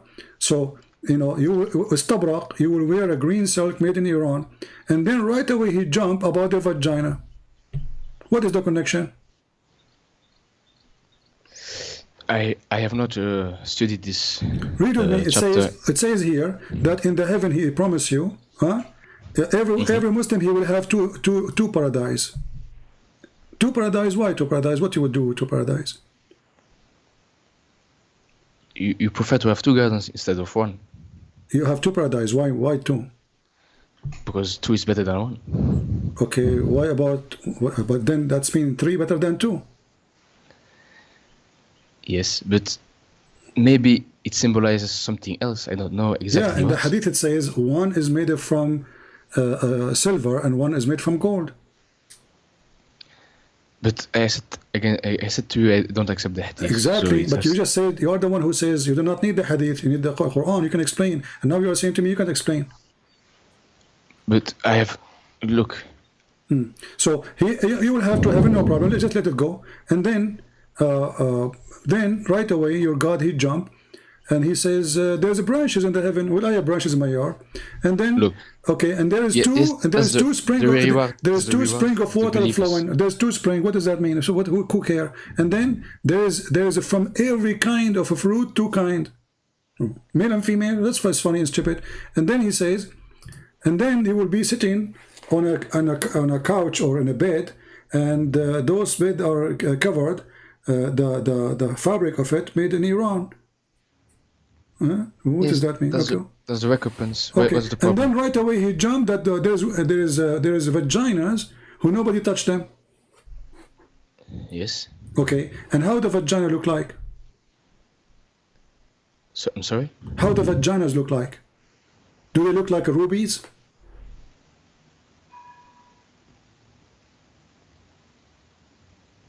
Look, the Quran just says if you behave. My friend, the vagina, forget about this. I'm asking you now. Does the Quran describe the vagina how they look like? That they look like rubies and coral? Yes. Okay. Why you need a vagina look like ruby and coral? I'm sorry, why? Why what? Well, you know, a vagina look like ruby. I mean, what does that mean? Because it's precious. Okay, so now all the women is made of ruby and her vagina is made of ruby and she is made from coral. Is she made from coral or like coral? It's whatever you want. You are in the paradise, you decide what you want. Oh, you can redesign it. Okay, whatever you want. That's wonderful. Okay, so now, why this God is making us talking about food, dress? It says they are not rubies. They are like. Okay, rubies, they are like. Are you saying Allah is lying? Are you saying lying? They are like it's rubies. Like you say. It's like you say. My son is like something very like a ruby. It's like your son is precious. It just mean that. Okay, they are like rubies. But is ruby? Yes. How women they can be like? It's a metaphor. It's a metaphor. Exactly, it's a metaphor. But he's describing us. Is the women metaphor or they are real? The women what? Are they metaphor? The women or real? They are real. Okay, so what is the metaphor of a vagina which look like ruby? It means that it is like a ruby. It's precious. It's a precious vagina? Yes. Wonderful. You know, I'm converting, by the way, because now we heard that there's a God. He will give us women, they are like rubies and their vagina look like rubies. And this is my dream. You know, I was afraid that women vagina, they are not like rubies or coral, but now Allah, He convinced me, yeah. So this is what will make me become a Muslim? Okay, no. What if I don't become a Muslim? What Allah will do to me? But you don't even know what Muslim means. What does Muslim mean? You tell me. Go ahead. Muslim means someone who submits. Where it says that? Where you learn this? It says min al-Muslimin. It says that what Muslim. It comes from the root word salam. Islam. It means submission. No, my friend. Salam is the opposite. Salam mean, you know, peace. Islam mean to surrender. Yes. Okay, so it's to surrender to God. Exactly. Don't you want to surrender to God? You surrender in war. You don't surrender in peace. So you surrender. You don't. You see, the Muslims, they lie to us, or maybe by mistake, or maybe because of their ignorance. They say that the word Islam mean submission, but the Quran confirmed that the word Islam mean to surrender. Like as an example, in chapter 48, verse number 11, and chapter 48, verse number 16, confirm to us that either you surrender to Allah or we will kill you. Right? No. Okay, here we go. Let us go to chapter 48. Open the Quran with you from your side. 48 outside? Yeah. What verse? Sorry. 16. 16. Yeah. Say to the wandering Arab, who they left behind, those who want to join Islam, you will be called against folk of might powers to fight them until they surrender. This is the word Islam, translation of the word Islam, Muslimun. So you fight and then they surrender. Then those people, they surrender to Islam. What happened to them? Do you remember what happened to them? They will get fight. No. Those who surrender to Islam, they became Muslim, right? Yes. Okay. Is the one who is a Muslim is a believer or not a believer? He's a believer. The Quran says no. The Quran no, wait. What? No. The Quran someone says, someone who submits, he can submit to anything. He doesn't have to be a believer. No. Somebody he surrendered to Allah. Is he a believer or not? Not necessarily. So how you submit to Allah or you surrender to Allah and you are not a believer? How that happen? Belief is expressed by saying I believe in God. Okay. It's simple. So if the Arab they say I believe in Allah, is that making a believer or not? Yes. Okay, the Quran doesn't agree with you. In chapter 49, verse number 14 says, the wandering Arab, the Bedouin, they say we believe. They believe what? In Islam. They said that to Muhammad. We said the Shahada. Muhammad said to them, you believe not, but rather you say we are Muslims. So we surrender. So Muhammad saying to them, don't say we believe, say we surrender. What verse is that? Chapter 49, verse number 14. So the Quran confirmed that Muslims are forced to convert to Islam, and Muhammad is saying to them, Allah told me to tell you that you cannot lie to him. You are a bunch of liars. You convert to Islam because I was going to kill you. So don't say say we believe, say we are Muslims. So in Islam, Allah teaches us that you can be a Muslim and you don't believe. That's okay. That's true. But that means Islam is from the devil, because no. Look, how no? Allah is forcing you to be a hypocrite. Allah is forcing you to say either you submit to God or you submit to the Satan. They submit to God. They submit already, but they don't believe because Muhammad he forced them by the sword. So look what happened. Allah is saying to them, not Muhammad. You say we believe. Don't say we believe. Say we are Muslims. So the Quran teaches that a Muslim is someone who don't believe. A Muslim is someone who say I'm a Muslim. Do you see it? Believing is not required in Islam. It is required. Read the verse in front of you. You say you believe, but you believe not. Rather say. So Allah advising them what to say. Say we surrender, we are Muslims. No, the Arabs, they say we believe. Okay, exactly. But Allah, God knows in their hearts that they have not believed. Exactly. So what Allah said to them, don't say that. Don't say we believe. Say we are Muslims. So Allah is correcting them, saying, don't say we believe. Say we are Muslims. Yes, because they have not. Faith has not entered their hearts. Exactly. So a Muslim is somebody his faith did not enter his heart. Yeah, you got me. But how in the world this is religion? So this God is teaching us to be hypocrite. He don't care if we believe or not. He's just saying, say we're Muslim, but we don't believe in you. Just say we are Muslim. Don't care. You just said that. You agreed with me. You just said you got me. You believe not, but rather say. He is teaching them what to say. Don't say we believe. You don't believe. Believe did not enter your heart. But you should say we are Muslims. Yes, because you either submit to the true authority or to the false authority. My friend, they did. Allah telling them what to say now. They did already. They became Shahada. So they say we believe. He said, no, don't say we believe. We don't believe. Say we are Muslims. No, it doesn't say you are Muslim. Say it says here we go. No. You see, you are reading translation, my friend. Let me read for you in Arabic. I'm sure if you do not know Arabic, you speak a little bit Arabic, right? Okay. It says, here we go. Okay. قل لم تؤمنوا ولكن قولوا أسلمنا. Do you see it? Yeah. Okay. Yes, أسلمنا. أسلمنا. So say we are Muslims. Correct? Yes. Okay. So he's saying to them, don't say you don't believe, huh? But you should say we are Muslims. So how in the world, what kind of religion says you are not a believer, but you should say we are Muslims? Jesus will not accept that. Jesus, he warned us from hypocrite. He said, not everyone says to me, Lord, Lord, God will enter the kingdom of my Father, but the one who do his will. Muhammad saying the opposite. Muhammad saying, you can be. But if you obey God and his messenger, how you can obey God? Okay, hold on. So you are saying to me, you obey Muhammad, you are a Muslim, even if you don't believe in Muhammad. What kind of religion this religion is? No.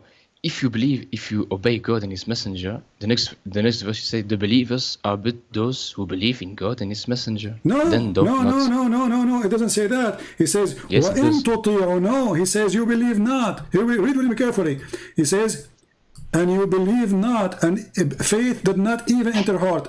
Yet, I'm talking about listen. 15, He's talking. The next verse. He's talking to the same people. Yet, if you obey Allah and His Messenger, you will not withhold from your deed. So Allah promising them, even if you don't believe in me, even your heart never have faith, you just obey Muhammad. No, look. It's like, do you believe in your government? They don't believe in the government. They just, the verse says... But you submit to the government. You have to pay your taxes. No, but you don't believe in it. No, listen. So you are saying to me, your prophet is a government, and the Muslim don't believe in this government. I'm saying... So that's mean Muhammad is a fraud. Those Muslims, they believe Muhammad is a fraud, is a scam. They refuse to believe in him. Muhammad, he said to them, Allah told me, as long you obey me, it's okay. The verse says that in front of you. But obeying the messenger means obeying God. No problem. But they don't believe in this God and they don't believe in this messenger. So they don't have to, guys. Did you hear it? They don't have to. So a good Muslim is the one who don't have to believe in Allah. He don't have to believe in that God, but he obey God. That's it. Okay, it's good. No problem. Don't jump to conclusion too fast. You are the one who said that. You said you don't have to. But you have not let me speak. Always you. No, you are talking from now we are complaining. We are talking for the last hour, me and you, and we didn't change the way we talk, and now you are complaining because you are in the corner. So in life, you either submit to the evil or to the good. Okay, okay. So now those people, they did not submit to Allah. Did they submit to or not? They did submit. They did. Okay, but they don't believe in Allah, correct? They don't have to. Okay, so they did not submit then. You can't know what he. You see, submit. The word submit. You can't know what he. You can't know what he believes. Submit is something you do willingly. Submit is I submit. Yes. Okay, but now you are saying to me they don't believe. That's me. They did not submit. Muhammad, he forced them by the sword. Says convert or I will kill you. No, look, it's like today in the government. You either submit to the government or you get in jail. But you don't necessarily believe in the government. You know, we covered this topic. Let me ask you, what is your education?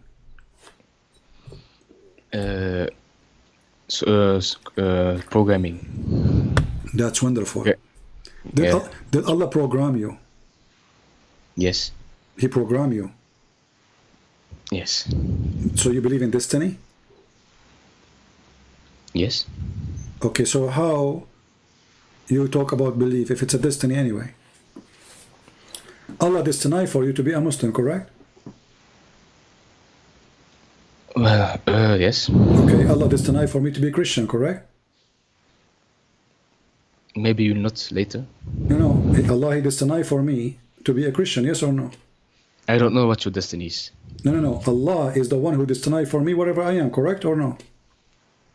Yes. Okay, so how Islam exists then? If it's a destiny anyway, so you believe, you don't believe, it's not, you are not believing anyway, it's a destiny. Islam is the most stupid religion because... No, it means you have your own choice. Where is the choice? Okay, where is the choice? You just said to me destiny. No, in the Quran says you have your own choice. Where it says in the Quran everything. In Surah Baqarah 254, I think, of 256. Chapter 2? Yes. Verse 2 what? It's after 255, I think. The Quran 255. Yes. You are sure? Of 256. Right. Oh, okay, let us see. Let us see where we will end. Okay, let us see. Here we go. Yes, 256. No compulsion is there in religion, in doctrine. So if there is no compulsion, you are free to do what you want to do. Where it says that? 256. Where it says there's the compulsion in religion? No compulsion in doctrine. Okay, where it says that, what does that mean? You have a free soul. You do whatever you want. Okay, so chapter 9 verse 29 says, kill those who don't believe in Allah. No. Chapter 2. I understand. So how it says this is abrogated. This Muhammad when he was weak. Muhammad when he had no army, he was speaking actually not only to he was speaking to the Christians. Listen, he was speaking to the Christians, the Jews.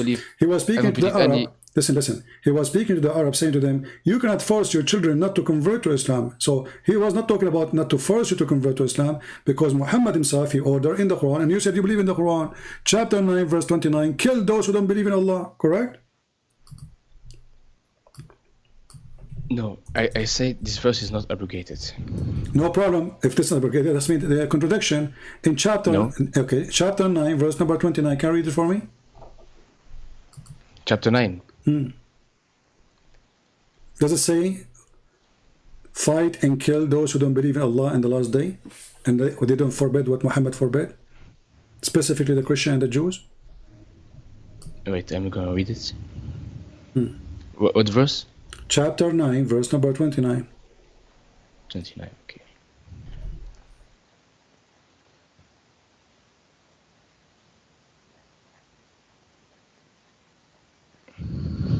Okay. Read it for us. Go ahead. So, or you heed a warning. If you be in prudent fear of God, He will make you for you a division, and remove from you your evil, and forgive you. And God is one possessing tremendous of bounty. What are you reading?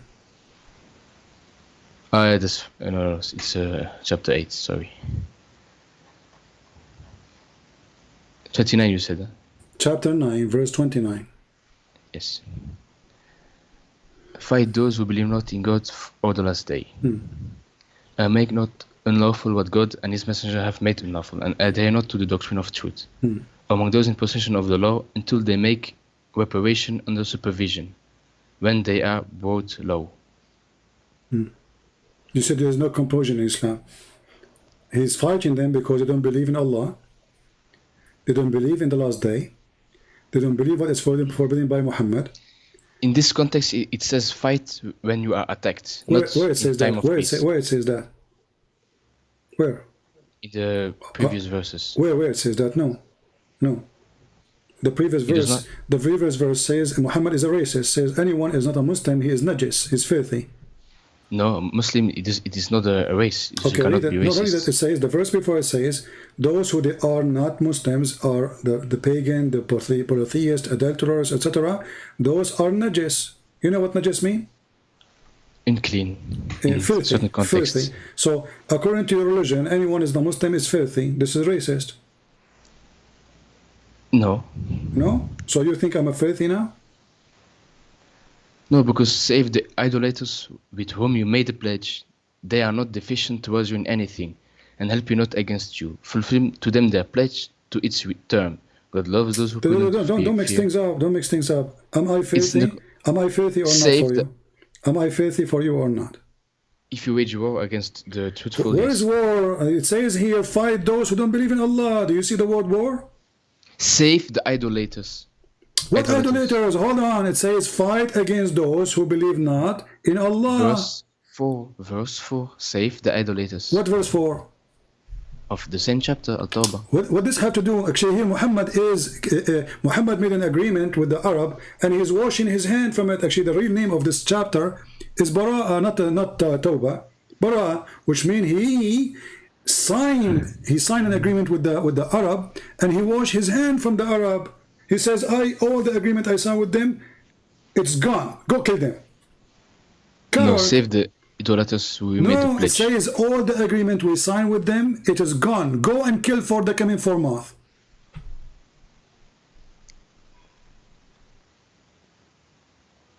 Yes, fulfilled. Okay. Secondly, your prophet, he did not have any agreement with the Christians. So why in chapter 9, verse number 29, saying kill the Christians? What the Christians did? The answer is very simple. In verse number 28 it says, because now he killed the Arab, he took over the Kaaba, and he forbid them from coming. He says, if you are afraid that you will be poor, you will suffer from poverty, don't worry. Attack the Christian and the Jews and take their money. Read it. Right away, the verse after it. If you are afraid, people of Mecca, if you are afraid, Arab, Muslims, if you are afraid that you will be poor now because we killed all the Jews, you're talking about verse 30. We killed all those who don't believe in me. You are afraid that you will fear poverty. Don't worry, Allah will give you His bounty. What is the bounty? Fight against the Christian and the Jews, kill them, and force them to pay jizya. So it was for money. Yes, but what verse you're talking about? Verse 30. Chapter 9, verse 29, verse number 28. 29, okay. So he want to kill them for a very simple reason. Doesn't say there anywhere because they are fighting you. No. Fight, this is specific for the Christian and the Jews. Fight those against those who don't believe in Allah. Doesn't matter who. Jizya. Jizya does not mean what you think it is. What does it mean? The verse, it says, until they make reparation under supervision when they are brought low. Law. That's my law. Okay, does it say you have to bring them law? Low. Okay. Means lower. Law, like under your shoes. Yes. Okay, so jizya mean to humiliate the Christians, to put them under your shoes. No, it means metaphorically that they What have metaphorically? to be... You are going in war and you are killing them. Just metaphorically now? You are taking their country, they are taking their money, you are taking their women, and now you are saying to me metaphorically, and it says you have to bring them low. And I said to you, it's mean you put them under your shoes. You said yes. This metaphorically now?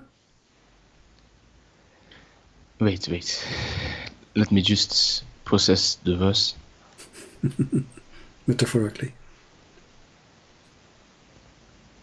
Anyway, my friend, take care. I'm here for long, and it's time. That's enough for today. So, you know, this is what happened. You know, this kid, he don't want to read the interpretation. He don't want to read, because reading interpretation is going to make him look bad. So we did our best without going reading interpretation. It's obvious. I'm not going to hold you from being a fool. If you want to be a fool, this is your business. But don't waste my time. Your prophet is an evil man. Extremely evil. From sex with the children to rape, stealing the money, flirting with the wife of his son. A very filthy man. And a liar. The Jews say Uzair, the son of Allah. Where we can find that in the Bible? Where we can find that the Jews, they worship a person, his name is Uzair. Mental. He's looking for excuse to kill them. And the Christian, they say the Messiah, the son of Allah. So you kill them? Yes. And then he said to you, go to chapter 2, verse number 256, says, there's no conclusion in Islam. That is a joke. That is a verse Muhammad, he said the opposite way. You cannot force your children not to convert to Islam, not the opposite, because Muhammad said, go and kill them. And Muhammad, he made it clear. This is why he don't want the hadith. You see, when the Muslims, they say, I accept only the Quran, that's because they are ashamed of their prophet. It's a clear sign of being ashamed. Muhammad, he said, I've been victorious by terror. He's proud about it. The first terrorist is Muhammad, not ISIS. You see it? All of this is Sahih. He's a terrorist.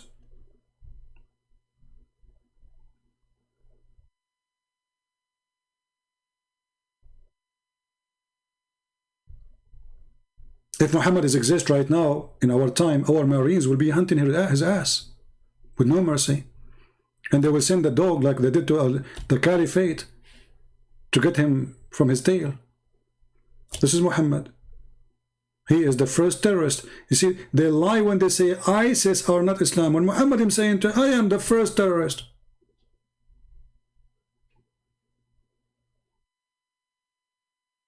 All those are authentic. Even he says that people did terrify because of my terror from a distance of 1 month journey. 1 month journey. Imagine how filthy he is. People are terrified when they hear that Muhammad is 1 month journey. Not anymore. Come to Muhammad. Not 1 month journey, 1 day journey. You will see what we will do to you.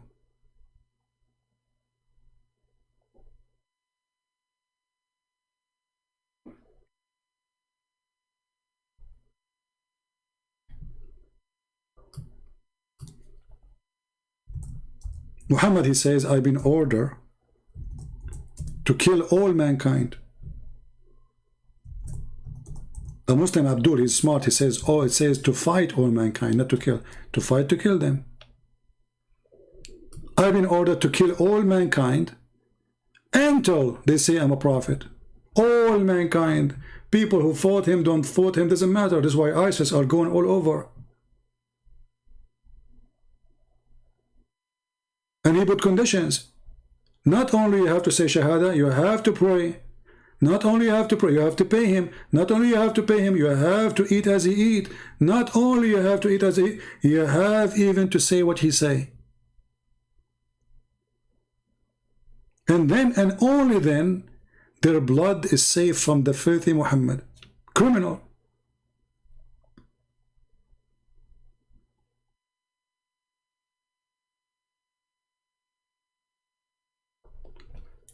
And then you will see a stupid people like Joe Biden and others saying to you, the Prophet of Islam, he said this, quoting the filthy criminal. Nobody want to say the truth. These days, the more hypocrite you are, the more lovely you are. The second you quote what Muhammad said, you will say you are spreading hate. I'm quoting what Muhammad said, oh, you are spreading hate. So you agree that Muhammad is the prophet of hate, yes. But they don't dare to say it.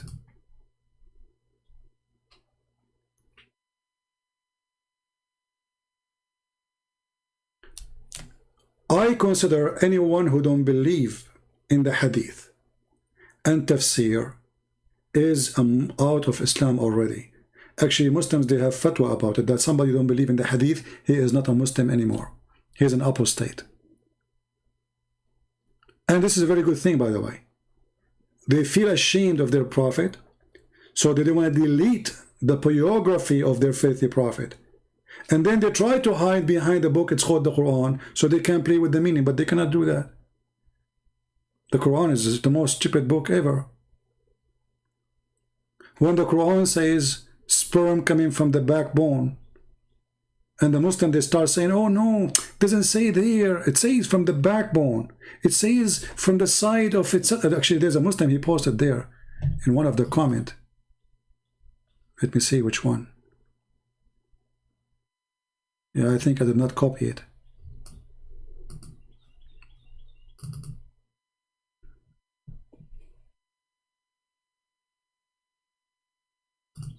Very stupid religion. We can demolish Islam very easy. You believe in the Quran, you don't believe in the Quran, you believe in the Hadith or not, who care?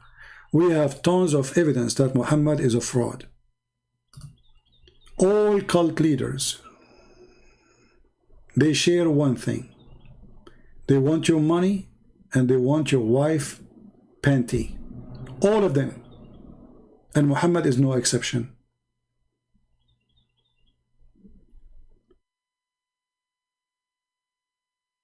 To the point even the Muslims are proud about the Prophet penis. I mean, look at this religion.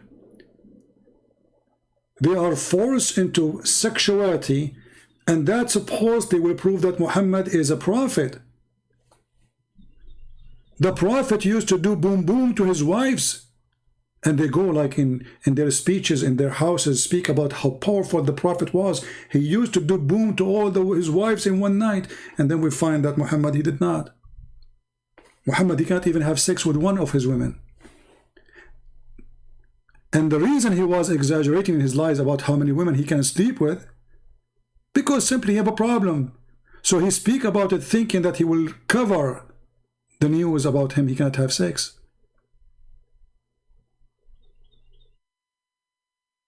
This is Muhammad exposed by his wife, the sexual Muhammad. The Prophet continued for such and such a period, imagining that he had boom boom, between two brackets, had sexual intercourse with his wives. In fact, he did not. Even this one have no witnesses. Even the sex of Muhammad, not only he saw an angel, nobody saw him. He received Quran, nobody saw him. The wife did not see him.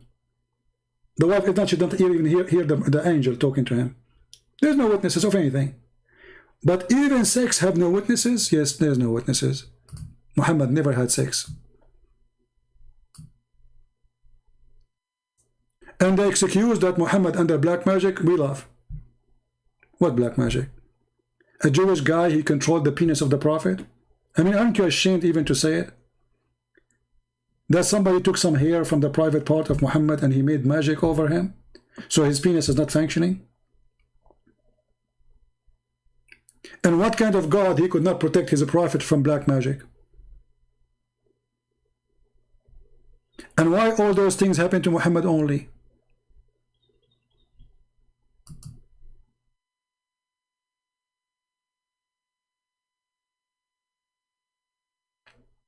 The Muslims who they are insulting me in the chat, I would like you to give me an answer. Like Ibn Hayyan, why you don't call me Ibn Hayyan so we can laugh? Can you tell me how the Prophet was not protected by Allah and he was imagining things? When your Prophet, he was imagining himself having sex, and he was doing sex obviously, but with something else, not with the wives. Can you explain to us what happened? You can call me names, who cares? I'm nobody, I'm not a prophet. You can say whatever you want about me, who cares? I'm no one. I'm not a priest, I'm not a bishop, I'm not a prophet, I'm nobody. So you can say whatever you want about me, who cares? But you cannot defend your prophet. And this is your prophet wife saying that your prophet is crazy. This is a proof to us that Muhammad is suffering from mental illness. How we can trust Muhammad that he saw an angel if this guy is imagining things? What is the proof that Muhammad, when he saw an angel, it was a goat, not an angel?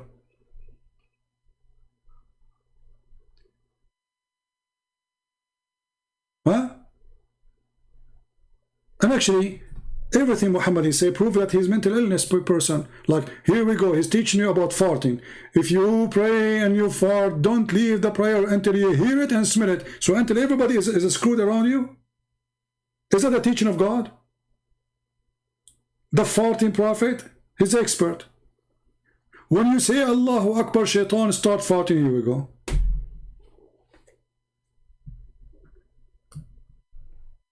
Once the prophet was bewitched, the bewitched prophet, you agree that your prophet was a bewitched prophet? So how we will follow a man he is bewitched?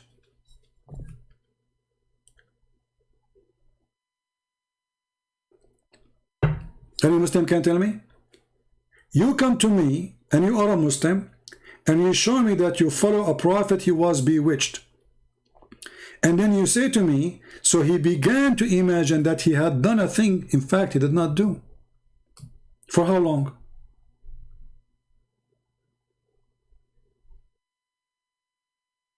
Refute Fulham theist video on Aisha age.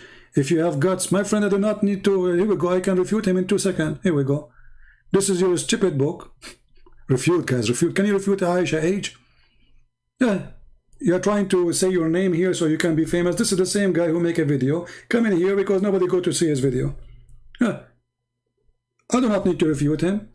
Aisha, she will give him a finger. In his nose for sure. Is that Aisha saying that I was 6 years old? So how you can refute that, stupid idiot? I do not need to refute anyone. Because when you make a video saying, no, that's not true, you are saying Aisha is a liar. Refute if you have guts. Look who's talking about guts. Do your prophet have a guts? Do I need to refute that Aisha was 6 years old? No, I do not. No, Aisha saying that. Is Aisha is a liar? Refute if you have guts. Aisha saying that. Refute if you have guts. It's stupid. Mental illness. It's not me who said that. It's your prophet wife. Refute if you can. Idiot. It's not me who's saying that. Aisha said that. I challenge you, refute that. Stupid idiot. It's not me who's saying that. It is Aisha saying that. And it's all over your books. It's Sahih.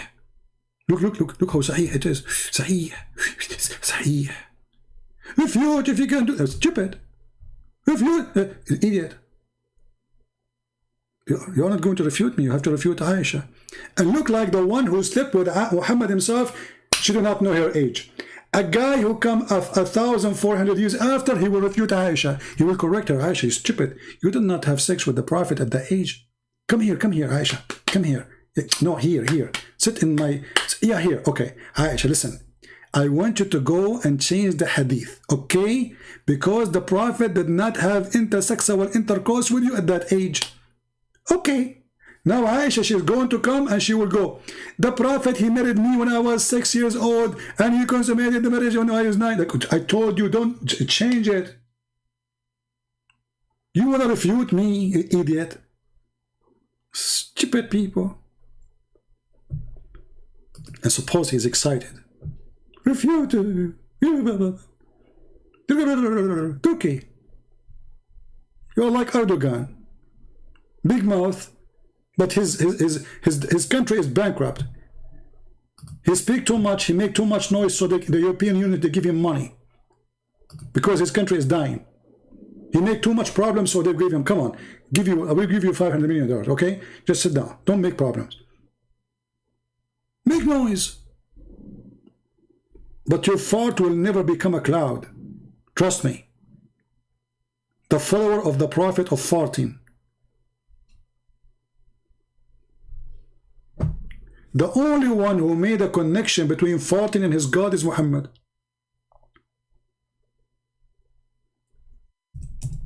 And look how much respect he have. That when you pray to Allah, Shaitan, he start farting. Knowledge, special knowledge. Muhammad, he went to the college and he took a course in farting. Long course, big course. He read like thousands of books. If you go and search in the books of hadith about the word farting, you will go crazy. This prophet, he have a specialty, farting. Abu Hurairah reported the messenger of Allah saying, when Satan, he heard the call to the prayer, he turned his back and break wind. Like what? Look at this guy. Stop bringing things out of context.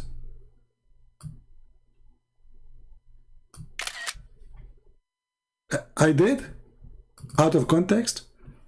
She said she is 6 years old. I bring things out of context?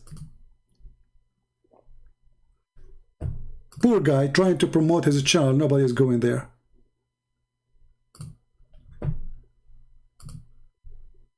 If you want really Muslim to subscribe to your channel, just put somebody dancers. You will see your review will go crazy.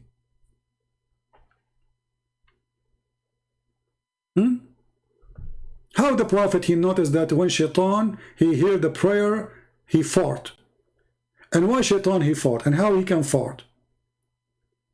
And how come we cannot hear it? And how come we don't sweat it or smell it?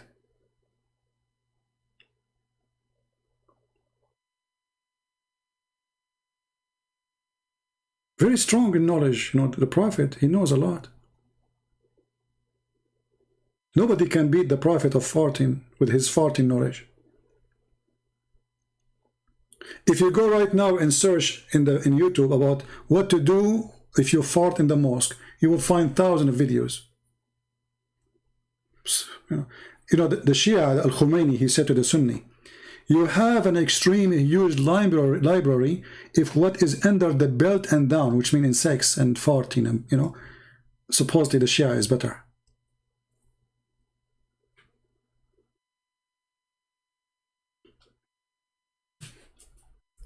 Do you remember the guy who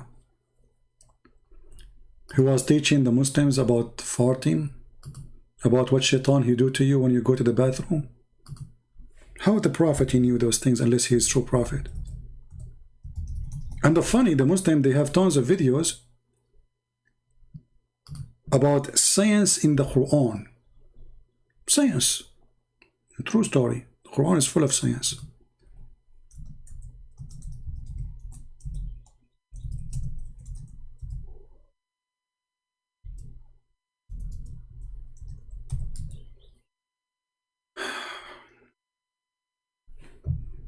I mean, we have to agree.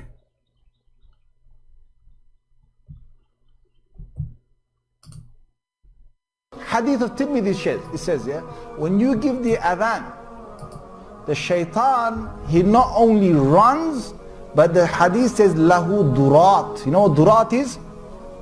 Durat is... That's too much knowledge, my friend. He runs, and as he's running, yeah, his fart comes out. Lahu durat. I'm not making this the hadith. And listen to the ahadith. The Muslims are laughing. He's saying to don't laugh. This is what the Prophet said. The hadith says so. The hadith is not me. Because they are laughing. So he's saying to them, the fool is not me, the fool is your Prophet. The hadith says so. You first, you know what the deen is about. The deen is about getting the shaitan away from you. So you know, you go into the toilet, you know, Bismillahi Allahumma inni a'udhu bika min al-khubuthi wal khaba'is. So Allah protect me from these devils. You go in there with your left foot. The left foot you went in, you get a reward for that. Hold on, you cannot go with the right foot, brother. Muhammad says so. Hold on, there's risk. Don't ever go with the right foot. You have to go with the left foot, brother. Why? Because if you go with the right foot, shaitan, he will play with your anus. Knowledge of Allah, the Prophet said so. You're in the toilet, shaitan can't see you anymore. That's in a hadith. That's it. You go with the left foot and you say the prayer, you are invisible. I used that once in the bank robbery. I went in the bank with my left foot. I said the prayer, Muhammad, he says, the police and the security did not see me. I took all the money in the bank, brother, and I left. I became invisible. So you enter the bathroom with the left foot and you say the prayer, brother, and you became invisible. That's true story. Right? If you don't say the dua, what happens is... What will happen? Oh, don't do that. You don't say the dua, you don't say the prayer. What will happen? Look at this. The shaitan not only comes inside, but the hadith of Tirmidhi says he plays with your bowels. Oh boy. Now look what happened to you, you idiot, because you did not say the prayer. Shaitan now is inside your ass. May Allah ask you. See what you did to yourself. You are in the bathroom now and you are trying to solve your problem, to get it out, and you are pushing it down, excuse my language, and shaitan is blocking it. Stupid. Why you don't follow the teaching of Allah? Plays with your bowels. He plays with your bowels. So you're inside there, you're thinking you're going to be out there in 5 minutes. He's taking you 20 minutes and you're still not halfway there. You know why? Because shaitan is going, ooh, la la. See? True story, brother. The Prophet says so. The Prophet says so. I mean, this is why they are ashamed of the hadith. You see what? Trying to get rid of it. But in their schools, in their universities, in their mosques, they teach it. But in front of us, they deny it. Because they knew it's shameful, it's stupid. So they try to hide the stupid prophet teaching by denying what their prophet said. Dr. farting. So now because you did not say the prayer, shaitan is blocking your anus? All the Christians, they go in the bathroom and they have no problem. Oh, brother, shaitan, he target only Muslims. Look at this religion, conspiracy even against their anus. Muslim, he see conspiracy wherever he go. If you eat pork, there's conspiracy against him. If you listen to music, conspiracy against Islam, brother. You go inside the bathroom, shaitan playing with his anus. He have sex with his wife, he have to say a prayer, otherwise shaitan, he will wrap himself around the penis of the Muslim. This is the religion of conspiracy of a stupid man. His name is Muhammad. And now, as long as I left you with something nice, it's farting. So I hope you guys have a good time. Already we are here for 3 hours something, 3 hours 33 minutes. So you see how short the video is. I said to myself, let me go for 15 minutes. 15 minutes or 3 hours 33 minutes. All right, that's a very short video anyway. So I want to say, guys, thank you very much for being here. And I really appreciate all of you. Don't forget to subscribe. And don't forget to download the videos with those, because we don't keep them for long, as you know. So don't forget to download the videos, share them with your friends. You can cut them pieces, like those who called me today. You can,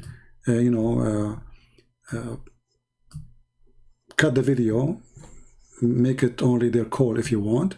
Whatever topic you want, you can do editing for the video. Just be honest and don't play with it.